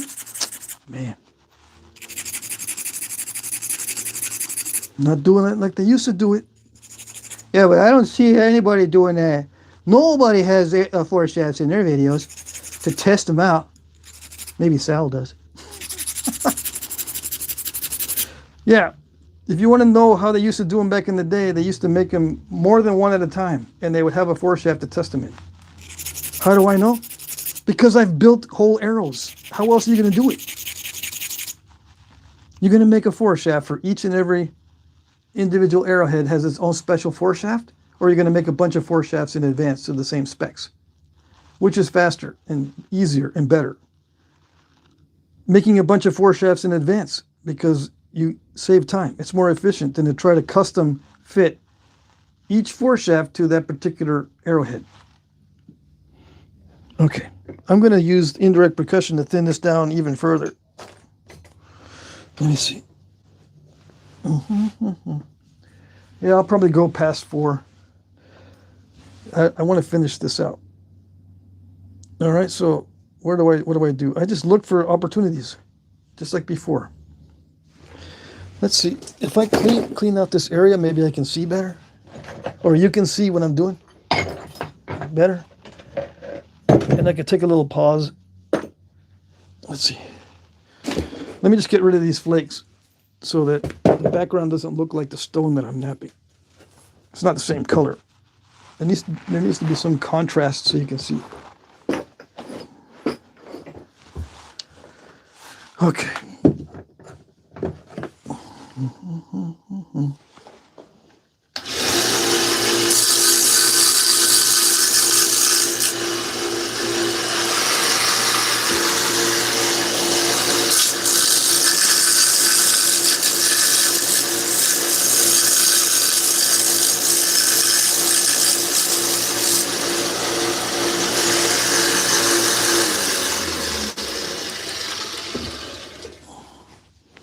Yeah, this needs to be nice and well maintained. Okay. And yeah, you can take little bitty flakes with indirect percussion. Although it's not working that well because I don't want to hit it really hard. I just want to thin down this tip just a little bit more. Is it going to work? Yeah. I could take these little flakes. Like it was right there, this one. And I just look for opportunities to thin it.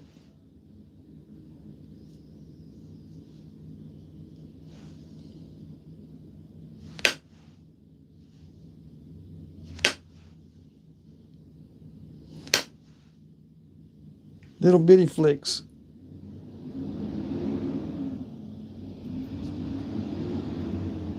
I'll fix it and make it flat in a minute. It's going to get wonky. And yeah, I'm hitting it pretty hard. And copper is being deposited on the edge.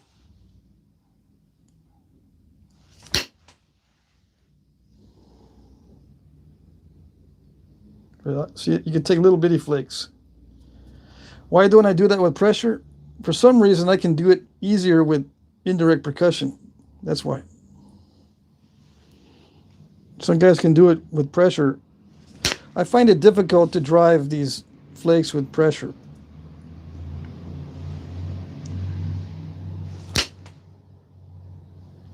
So see, I took that and then that. The edge is going to get wonky, but I can fix that in a minute.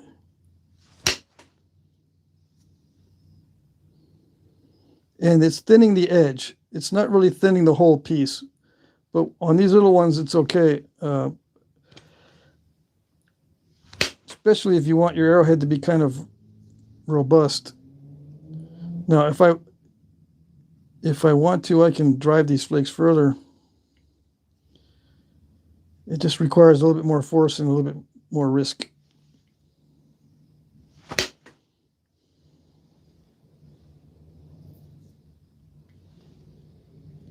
Let's see.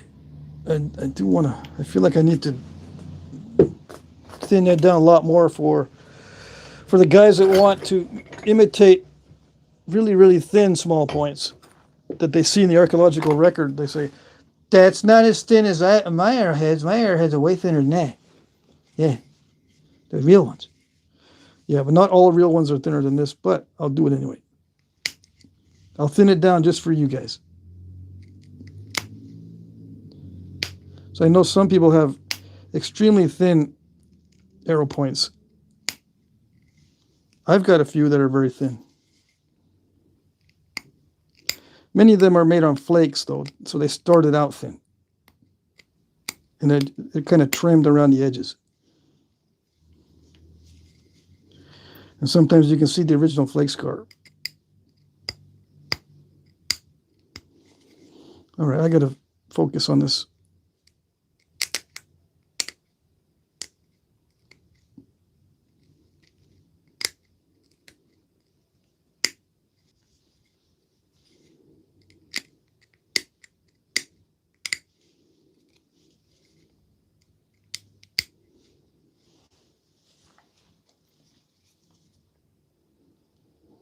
It's got a little curve in it. So when that happens, you just got to lose just a little bit of length.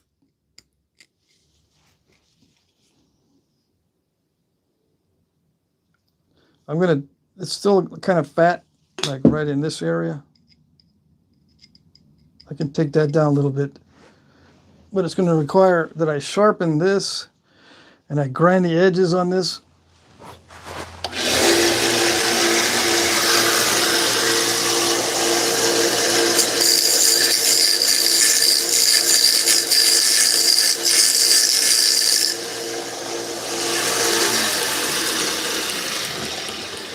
Why does it require such painstaking attention to detail? You can't get it really thin unless you are very persnickety. Yeah, that's how they did it. And you can do it with antler too. It's just more of a pain in the butt. That's all it is. It's just more difficult. So it takes more time and practice. That's it. That's the secret. You can't change physics.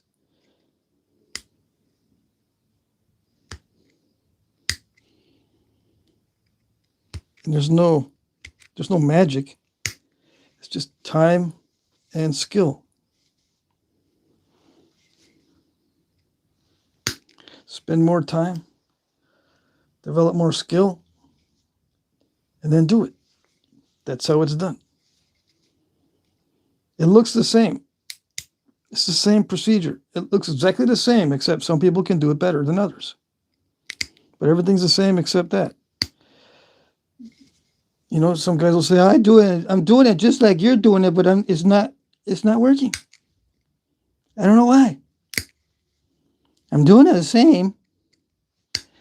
And like I was watching the cooking channel, and if I do it the same as they do it, I get good results. But somehow you're not teaching, man. You're not teaching it. It's not like cooking, dude, where you can follow a recipe. There's too many variables in flintnapping.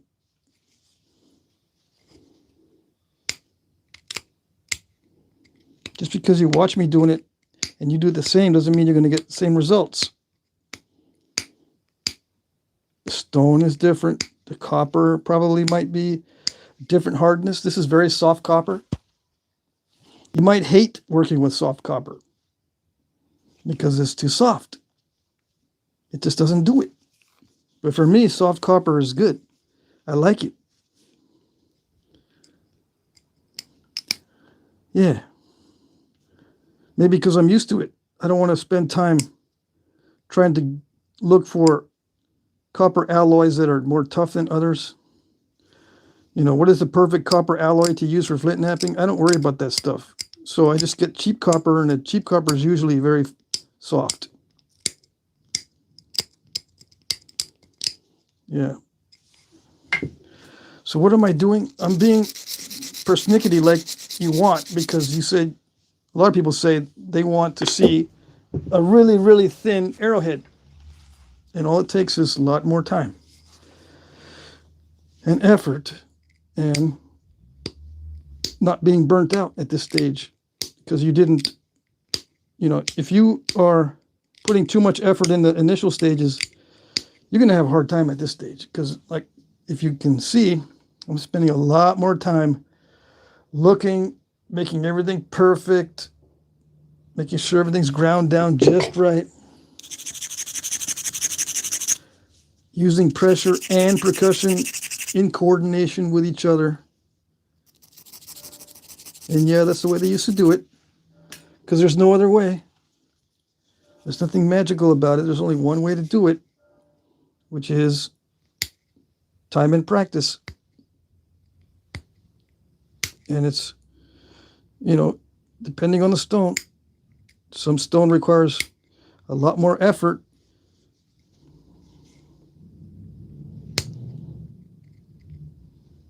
At this stage, luckily, this amoeba chert is cooperative at this stage. It's one of the best cherts you can get. Okay, I'm not going to go much thinner than that. I'm going to take some percussion flakes to get rid of the thickness here, but I've already thinned down the tip.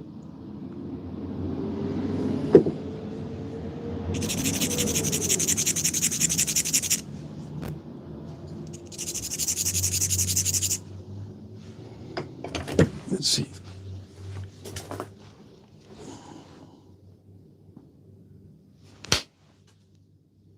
See, I can't get those flakes with pressure. I can't. Some guys can get flakes like that with pressure flaking.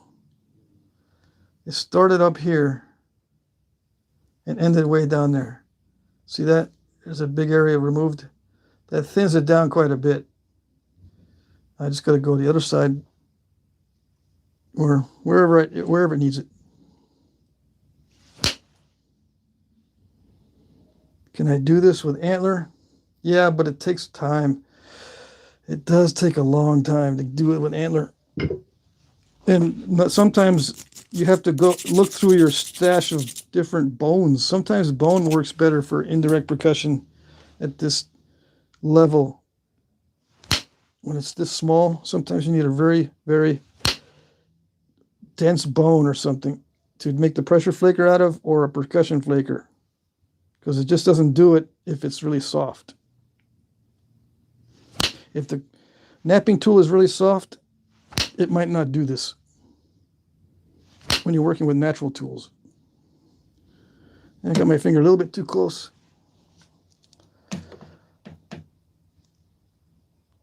Clip my fingernail. That's all right. No damage. I just clipped it a little bit.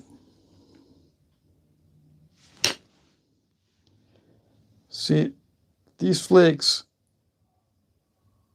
are so thin and so small that you have to be very, very careful. Everything's the same angles, the same kind of striking areas. It's just the amount of force you're using, and everything. When it gets smaller, it has to be a lot more consistent. If you zoom in on this, it does look all jaggedy, just like a big point. But you look at it from far away, and it looks almost perfectly straight. That's what I mean by you got to take more time to make sure it looks perfect, even though it's not.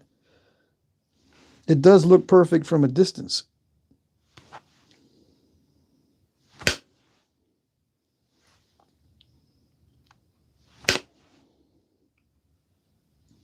Okay, so it's slowly getting thinner. Now, why would they thin this out back in the day?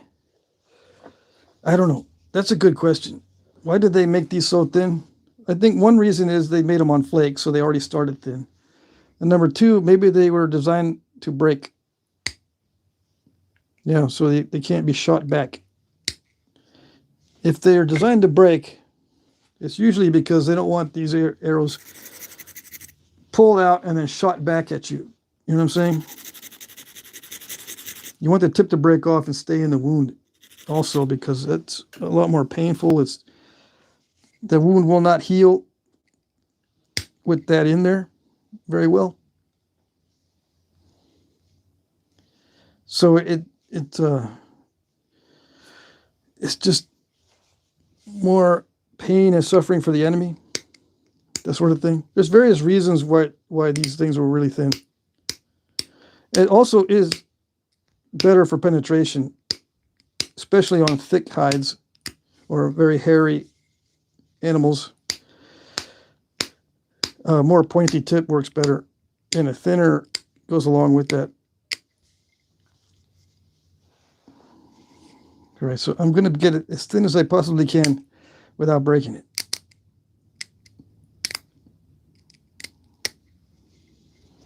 Yeah, I'm not going to go thinner than that. Okay, so I got it nice and tapered. Let's see.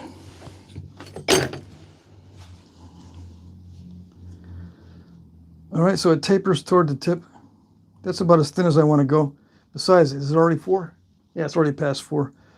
Let's finish it up. Yeah.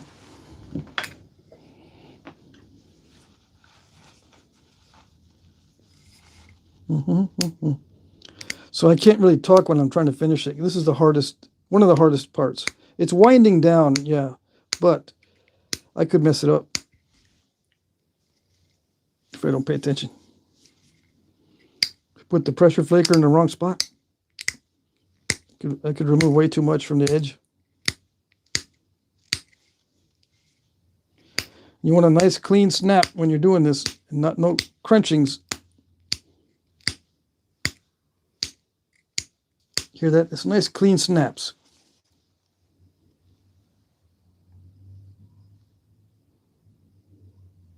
It gives you a nice edge, but no crushing.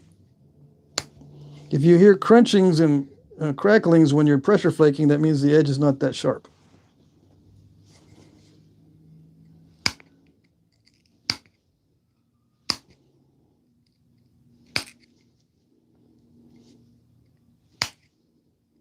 A lot of inward pressure down here and a lot of force compared to how much force is required further up. Okay, so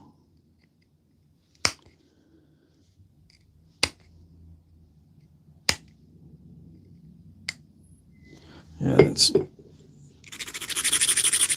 not dull enough. Now I'll work on the symmetry after I get it nice and thinned with some flakes.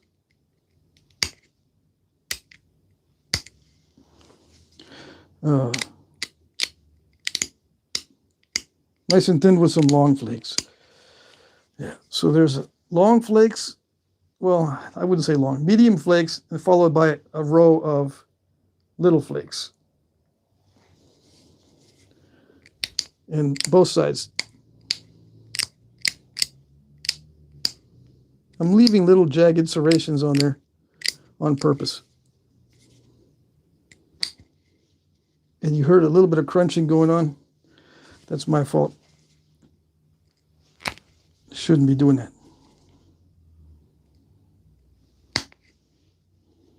I'm looking for dull spots. Part of sharpening is scooping out the edge. You got to scoop it out. It leaves a very sharp edge when there's little scoop outs, like hollowed out areas.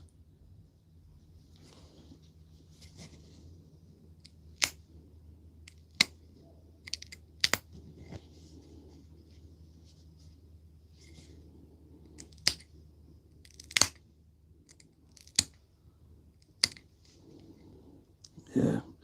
When it's kind of sharp, it's difficult to remove a flake, so you get step fractures. And you see those on artifacts too, these little step fractures. I pushed on a sharp edge trying to get a flake, and it causes those step fractures. I'm trying to get rid of dull spots.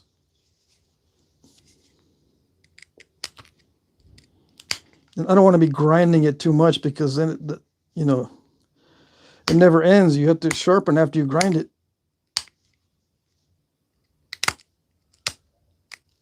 So you do have to learn to push on areas that are kind of sharp, but not too sharp. That'll give you a flake.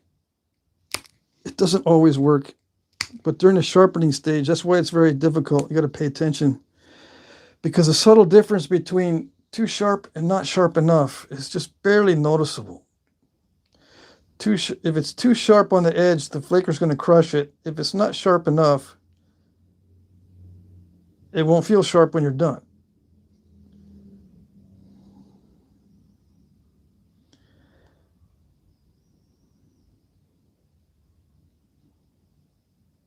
So it feels sharp right now. Okay. So what kind of flaking can I do on this? I mean, what kind of notching can I do?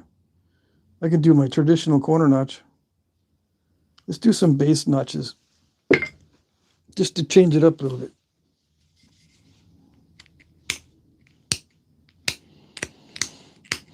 It's probably smarter to do this notching after you do before you do the tip, because right now I can feel that tip jabbing into my finger sometimes, which is not good, because if it's obsidian, you'll go, oh dang, I cut myself all up. Yeah.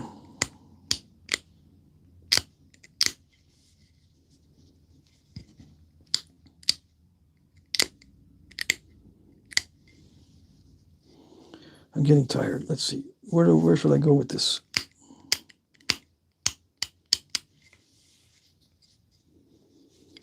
Make it symmetrical. Then I can decide where the notches are going to go. This is a typical preform for a corner notch.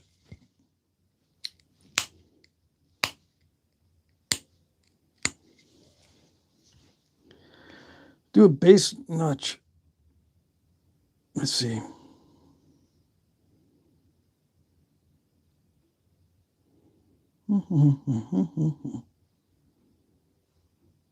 What is a base notch?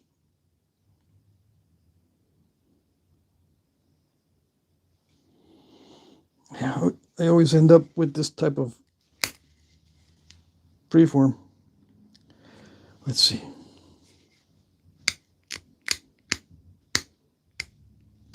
If I make the base concave, some guys will say, wait a second, you're wasting it, man. You're wasting it. All that time you spent making sure it was long, and now you're removing the base. What's up with that?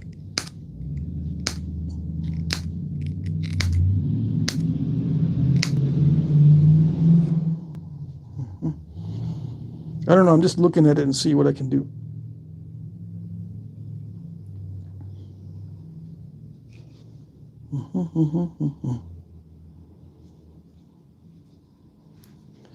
Let me see.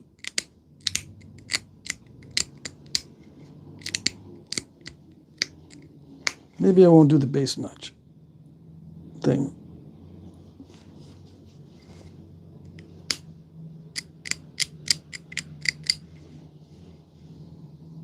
Do some expanding side notches.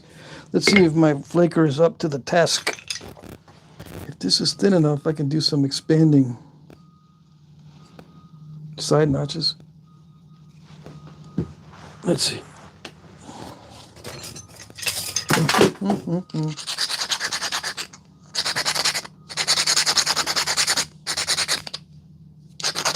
I'm going to make this thinner.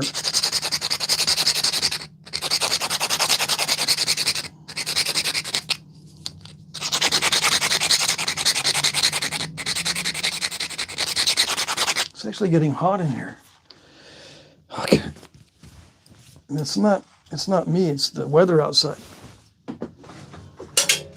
It must be like 50 degrees all of a sudden outside, because it's usually about 10 to 20 degrees hotter inside than it is outside. And right now it's 55 in here, and I'm burning up. Side notches, well, this is kind of wide for side notching.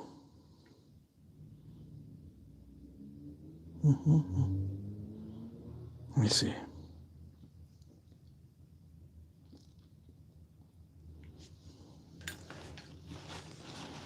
That's okay.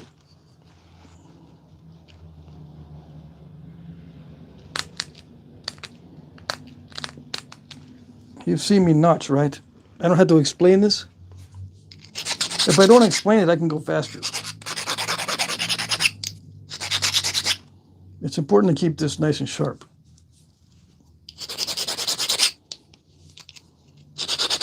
But not sharp enough to cut yourself with. Just can't have a burr on this, or it can't have a lot of indentations. It's got to be sharp but not too sharp, and thin enough that it's going to be more narrow than you're notching.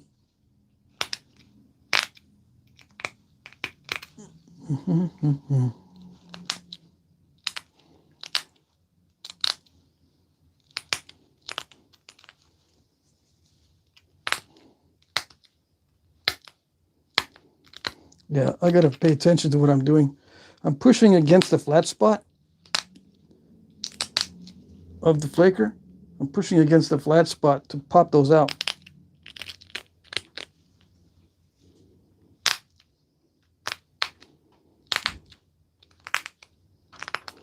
So this is not a particular point in the archaeological record.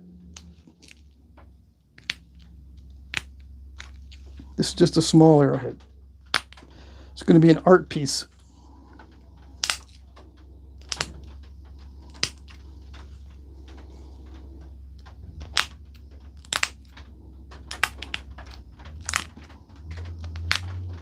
It sounds like I'm crunching them in, which that is what I'm doing. Now I'm hitting that concrete area, so this might not go well. There's a concretey area right there, so I might stall it.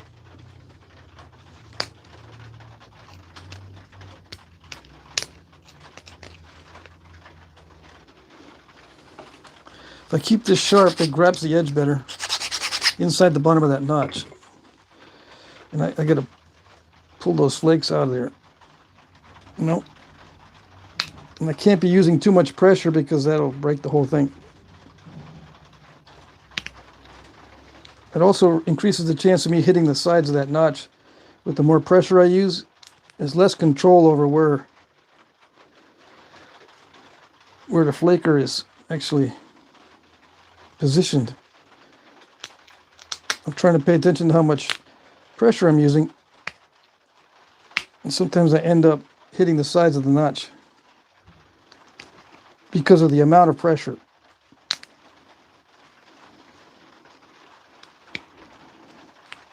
Yeah. I'm having to push too hard. Yeah, so what I can do is I can send a flake into that area. Send flakes up into here and thin it out. To do that, I need to move the edge more toward that direction, which means more concavity here.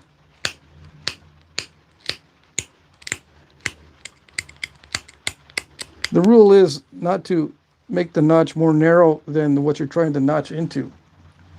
See, it's thick right here. So I just moved this bottom edge this way to drive flakes in to thin that down. And yes, I'm going to be thinning again. You see, if it doesn't work, then I'll just leave the notch at that depth. You know, if these flakes don't reach up into there, I'll just leave it at that depth. As you can see, this is rather thick at the base. So if you want to notch, it's not a good idea to leave it thick. All right. Now this is a delicate procedure because this can snap it in half easily. Oh yes.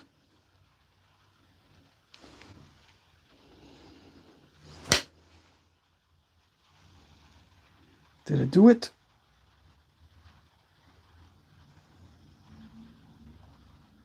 Almost. That concrete area is pretty bad. See if I can pick that. It's not the right picker. This one might be able to do it. What you do is you just go in there and push on the front of that step fracture. Yeah, like that. So I pushed on the front of the step fracture to keep it going. Now, did that thin it down enough for me to continue notching? No, it did not. I can take some off the side. I can take some off of this side and isolate a striking area and then take a percussion flake into there from the side here.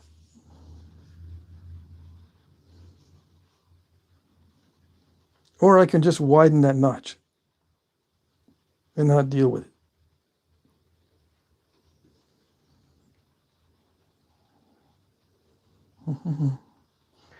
Let's see. I'm going to go a little bit over the time. If you need to leave, go ahead and leave. You can watch it on the replay. Yeah, you can replay the live stream later. I'm going to mess around with this some more. I popped out a flake. Hopefully, if I pay attention,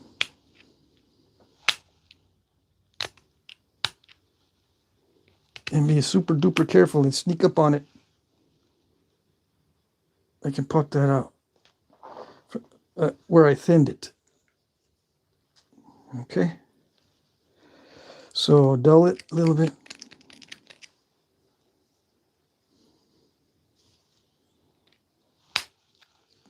Yeah, it did it. I just wanted to unstall it. It doesn't have to be very deep. As long as it doesn't look stalled.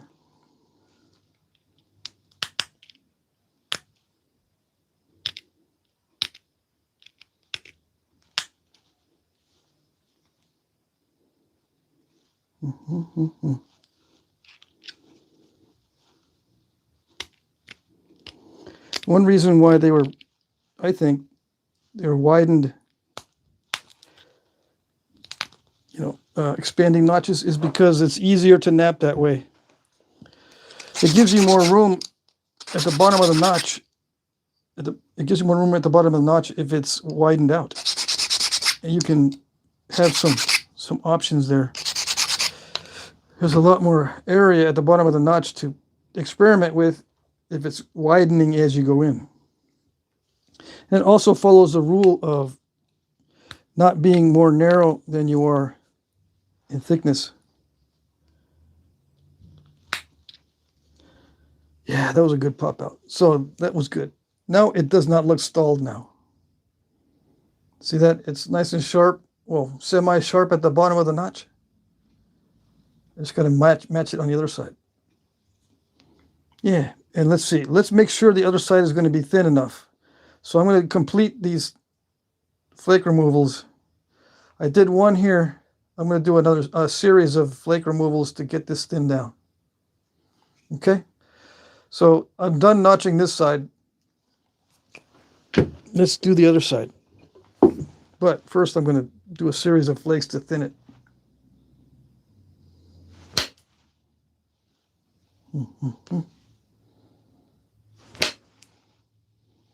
Yeah, like that.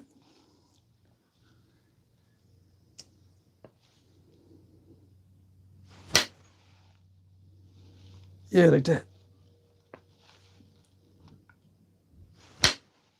It's risky. Super duper risky. It didn't go. That one didn't go. It hit something. How do I fix that? Well, I could just pop out some big flakes. Make sure I pop out big flakes as I'm notching. That's about the only thing I can think of. It got thinner. and it's easier to haft now, but it's not going to be easier to notch. I'm just going to have to make sure I make a big pop out. Well, let's see. I'm going to dull this and then take some flakes from the side. If it messes up the symmetry, I can always fix it. Yeah. Well, almost always. Yeah, like that. Thin it. What else? Is that it? And a little bit more? Yeah, I tried, but... Okay, so it's at least a little bit thinner for the notching. Yeah.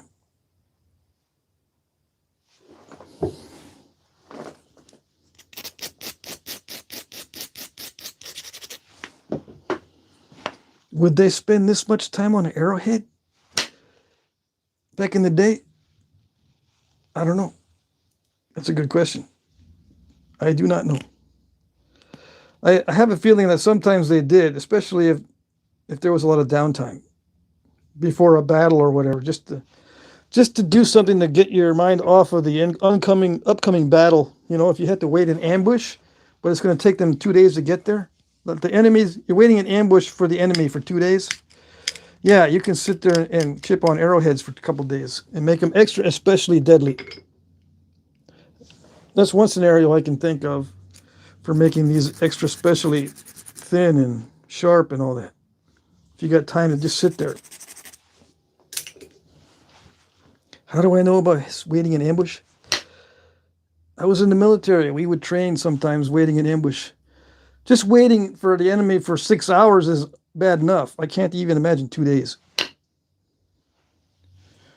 And no, I didn't wait for the enemy. We were in training. I was in the National Guard, so it's mostly training. No active duty combat, nothing like that. Luckily. Yeah, but we had lots of different training exercises. That's what we did on the weekends. We didn't just sit around and drink Coca-Cola. All right, so I'm taking the opportunity to thin it, but I can thin this all day. Let's do the other notch and get this done. Let me see.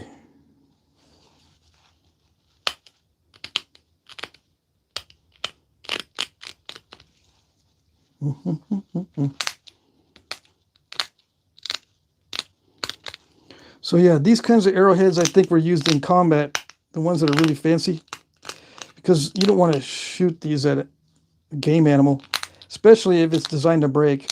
You don't want the meat contaminated with flakes. And yes, the meat can become contaminated with flakes, and you don't want to be eating something that could potentially get caught in your throat. Even if it's a small flake, it's still not a pleasant thing. How do I know? I don't know. Have I swallowed flakes? Almost. Luckily, I've never swallowed a flake that was substantially big. I have swallowed some, but little bitty ones. And that was scary enough. I said, man, I was trying to get that out of my mouth and I swallowed it by accident. It wasn't my fault. It was involuntary reflex. Yeah, that's my excuse.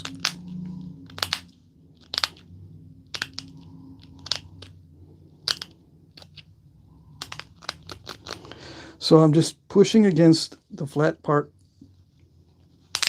Are we still live? Yeah, we still got people. We still got a bunch of people watching. Yes, yes. Hopefully it's not too boring. It did help to thin that area. Yeah, this is going much better than the other side. The other side, I felt like I was hitting a brick wall at this stage.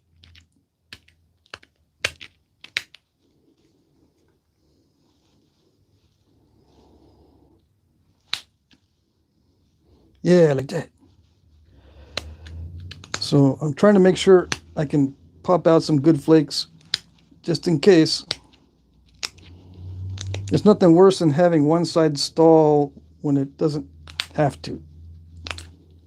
And when you're trying to finish up. Yeah. So, does it look like the other side? Almost. Let's work on some symmetry.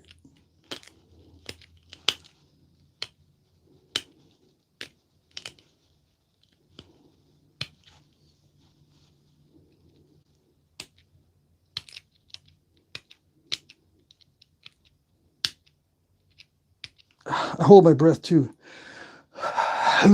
Okay. Can't be holding your breath on stuff like this because it ruins your concentration, believe it or not. You got to learn to breathe properly. That's one thing I learned also, and I'm still working on it. Proper breathing during flint napping. It's amazing how much of a difference it makes. For me, anyway.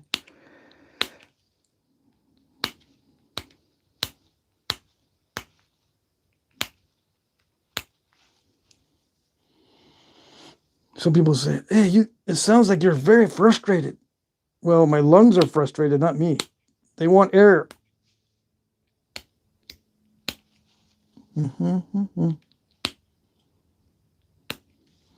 Is that it? Are we there yet? Yeah, we're almost there yet. I think I messed up the symmetry just a little bit earlier. This doesn't have to be perfectly symmetrical for hunting or anything, but for selling, yes, it needs to be symmetrical.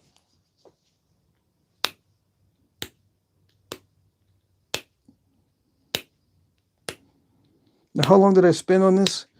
If I didn't talk, probably an hour would be the amount of time I would spend on something like this. It's the same amount of time I would spend on a bigger piece, but a little one, of course, sells for less than a big one. So for the same amount of time, you can make more money with the big ones. That's why a lot of guys like to nap the big ones. Not just because it seems to be a little bit more controllable for them, but also you can sell it for more if it comes down to that. Some guys just make stuff for their keeper cases. They're not into selling. But if you want to sell them, you've got to make them nice and neat. All right, so I think that's it. I could make a needle tip on this.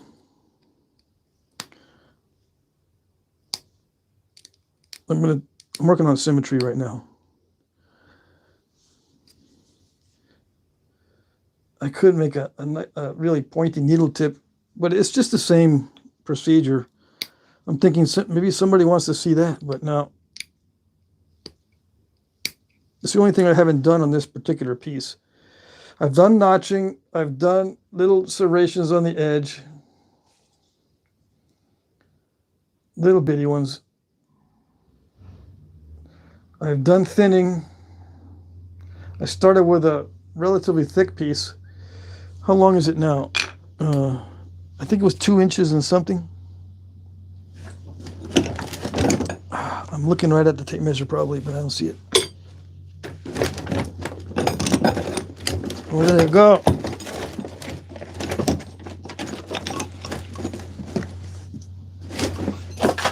That explains it. It was behind it. Okay, so now it's 1 3/4 inches. And it's almost 1 inch wide, so it can be used for hunting. Yeah. It meets state requirements for being 7/8 inches or more. This little ear is sticking out too far, I think, though. I have to take that back a little bit for the symmetry. And also for penetration. It doesn't penetrate well if something's sticking out like that.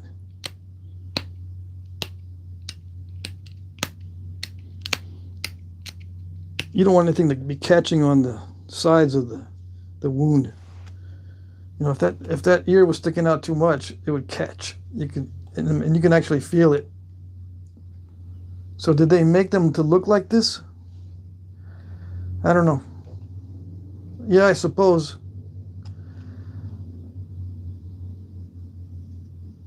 But more narrow than this. most arrowheads have a neck that's more narrow than this. So I wanted to keep it wide just to show how thin it can get and still be wide. All right, so I still got, I don't have any time left, but I can still show some of this. These are actual size, printed these actual size at little dart tips that are artifacts. And this is the color version of the black and white. Okay, so I just want to show you what I'm working with. This is the color version of these. They're not all in this picture, and there's another one here. It's a 4-shaft. Actually, it's just a blunt. It's a piece of wood, but it fits in the same atlatl dart. These were not all found at the same site, but you can see that the diameter is very similar in all of these. I wrote down where I found these images too. Let me just unfold this. Okay, you see these? These are all artifacts. And this is actual size. I printed it out so they would be the actual size. See, full size. And I made 4 shafts. Let's see. Oh, I do have an arrow 4-shaft. Dang it. I can fit that arrowhead in there. Okay, so I made some 4 shafts of similar diameters to these things and similar size. Okay.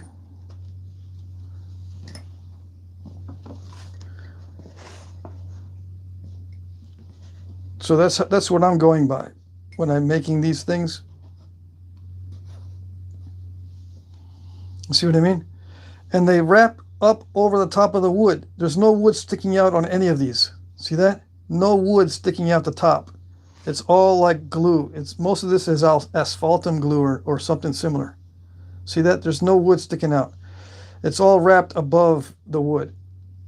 And there's very little wrapping below. See that? There's hardly any wrapping underneath. So this wrapping above the wood helps to brace it from impact. So you don't need as much wrapping down here. That's what I am assuming. Okay. Now, this is the color version. Now, some of these are in this batch. I don't know which one is which. I think this one on the far left is that one. These are the same item. I think that's what it is.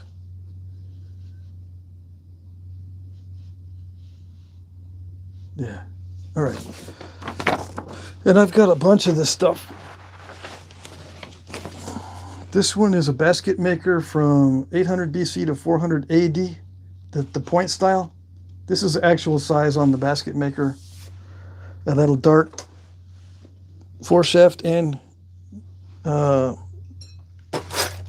point. You can see how the diameter, it's about 1 centimeter or a little bit more. San Pedro type point. Okay, this one is a basket maker too. This one here, this one's a San Pedro. This might not be actual size. It just says 155%. Okay, it might be bigger than the actual one. Yeah, okay, never mind. Let's see. Mountain sheep horn punch. The end of the punch.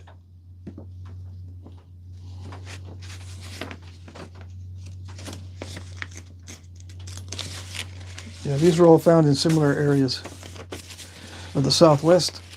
Let's see. And I've got a lot of these notes that I buy. These actually there's some x-rays on this one. Let me put this back. Yeah, let's see the x-rays. Yeah, let's see them. Let's see them. Yeah, I'm curious to see them too.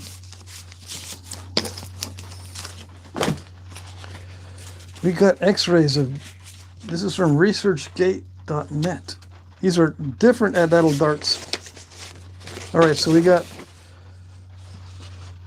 I think it's, this is 126%. These are bigger than the originals. 126%. Okay, I was not able to get it matched exactly, but these are the x-rays. So you can see how they're mounted. Okay.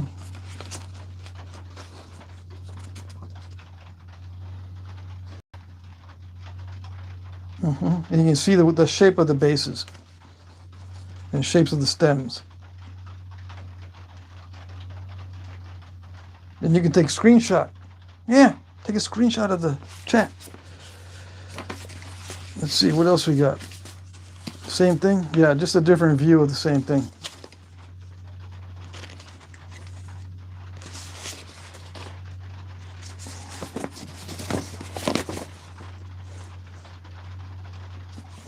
So they have x-rayed these. There are studies that show good stuff, but it's rare. But when I can find some good stuff, I'll make copies. Usually they don't have clear data. But like when they do, I'll be there to snatch it up if I can find it. Sometimes I gotta pay like $30 for a study, but sometimes it's worth it. Just so I know what is real and what isn't. There's some other ones here. You can see the common style. These are different parts of the country. All these are all at ladle dart points from different parts of the country. I think, let's see, where is this from? Ozark at ladles and darts. At ladle foreshafts and darts. Ozarks.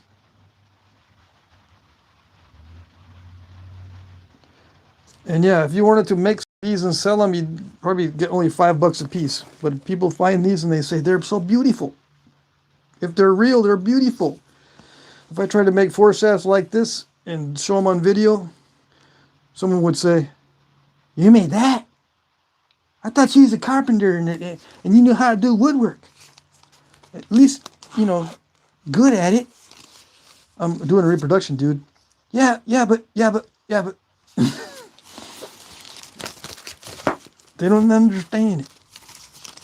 They don't understand that they did not make perfect stuff back in the day. Oh, here's a little one.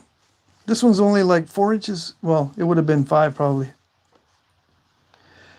That's a foreshaft. Yeah. That's how long it was. Not very. But if I tried to make that and show it, what is that? That foreshaft's not long enough. What are you talking about? What are you doing, dude? Yeah, and this is only glue. Only glue on this. There's no wrappings. And you can see the score marks underneath. See the scores? They scored the wood. See, you can see it. It's a Shumla point, and there is some binding. It does say on the left, a hafted Shumla secured by binding, covered with a resin. So it's actually covered. My mistake. I didn't think there was any binding. But apparently they could see binding. This is actual size, by the way. Okay. But I think some of these are only glue. Like this is from a different place. This one's a different location than they found this. And this is 134%, so it'll be smaller than this one. Yeah. Anyways, I've taken my own notes and did my own drawings. These are arrows, little darts. Yeah. This is how Native American fletching looks like on a lot of these Southwest arrows. And I just guessed on the atlatl dart. But I don't think they had large fletchings. Yeah. I know these are reproductions. On the real ones, they look like this. The fletchings. Yeah.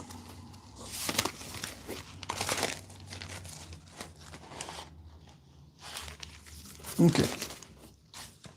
That's enough. I've been on for 2.5 hours. That's good enough. Okay. So next time, let's see. I do have an arrow shaft, foreshaft. There, fits. Except it's a little, the slot is a little too deep. How about this one? No, it's a little bit too shallow. But it fits in the slot. This one's too shallow, and this one over here is too deep. The top of the wood should be at the top of the notches and not extend past the top of the notches. Yeah.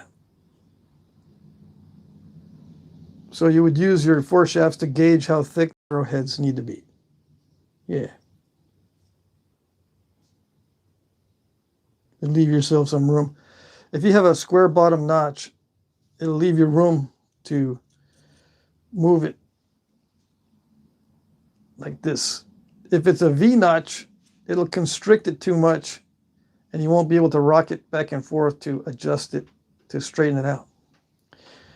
If you're really good, you can make everything perfect. Like you can make this perfect down here so it fits in this perfect V notch here, but I prefer to leave it or to make it square bottom so that you have room to maneuver. So there's room to go back and forth down there. Okay? All right. That's it. We'll see you guys on Friday. Next live stream is Friday, 8 to 10 p.m. Eastern time. Okay? Let's see who's on here. See if I missed anything.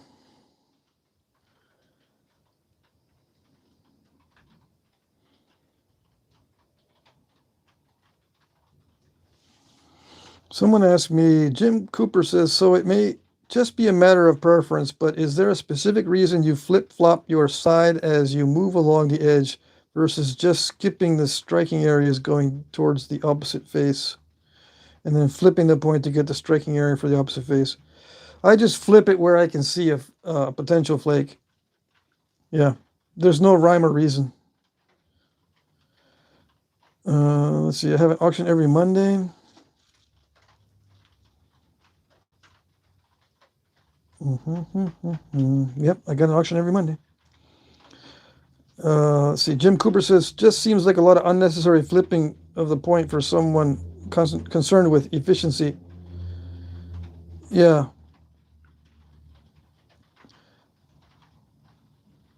I was just trying to be extra specially careful to make it straight. Yeah, if I probably did a lot of unnecessary flipping because it was unnecessarily straight on the edge. So I answered that. Okay. Someone says grinding the antler smells like corn chips. Kind of, sort of. Yep, see you Friday, Jim. Sinew or plant fibers, bad dogma. It's mostly sinew. Most of these artifacts have sinew bindings. Some of them have rawhide, believe it or not. Even on the lateral dart points. Yeah, some of them have rawhide.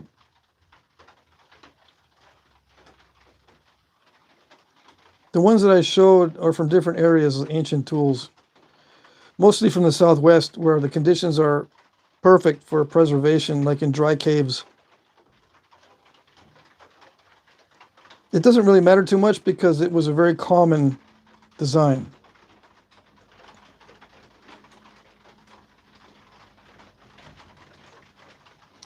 Let's see.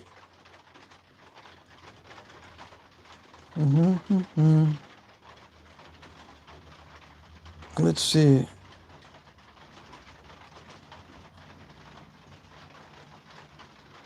Okay, you guys were just talking to each other. That's fine. That's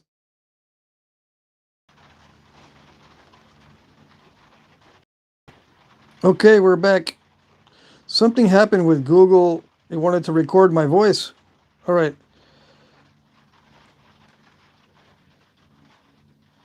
Mm-hmm.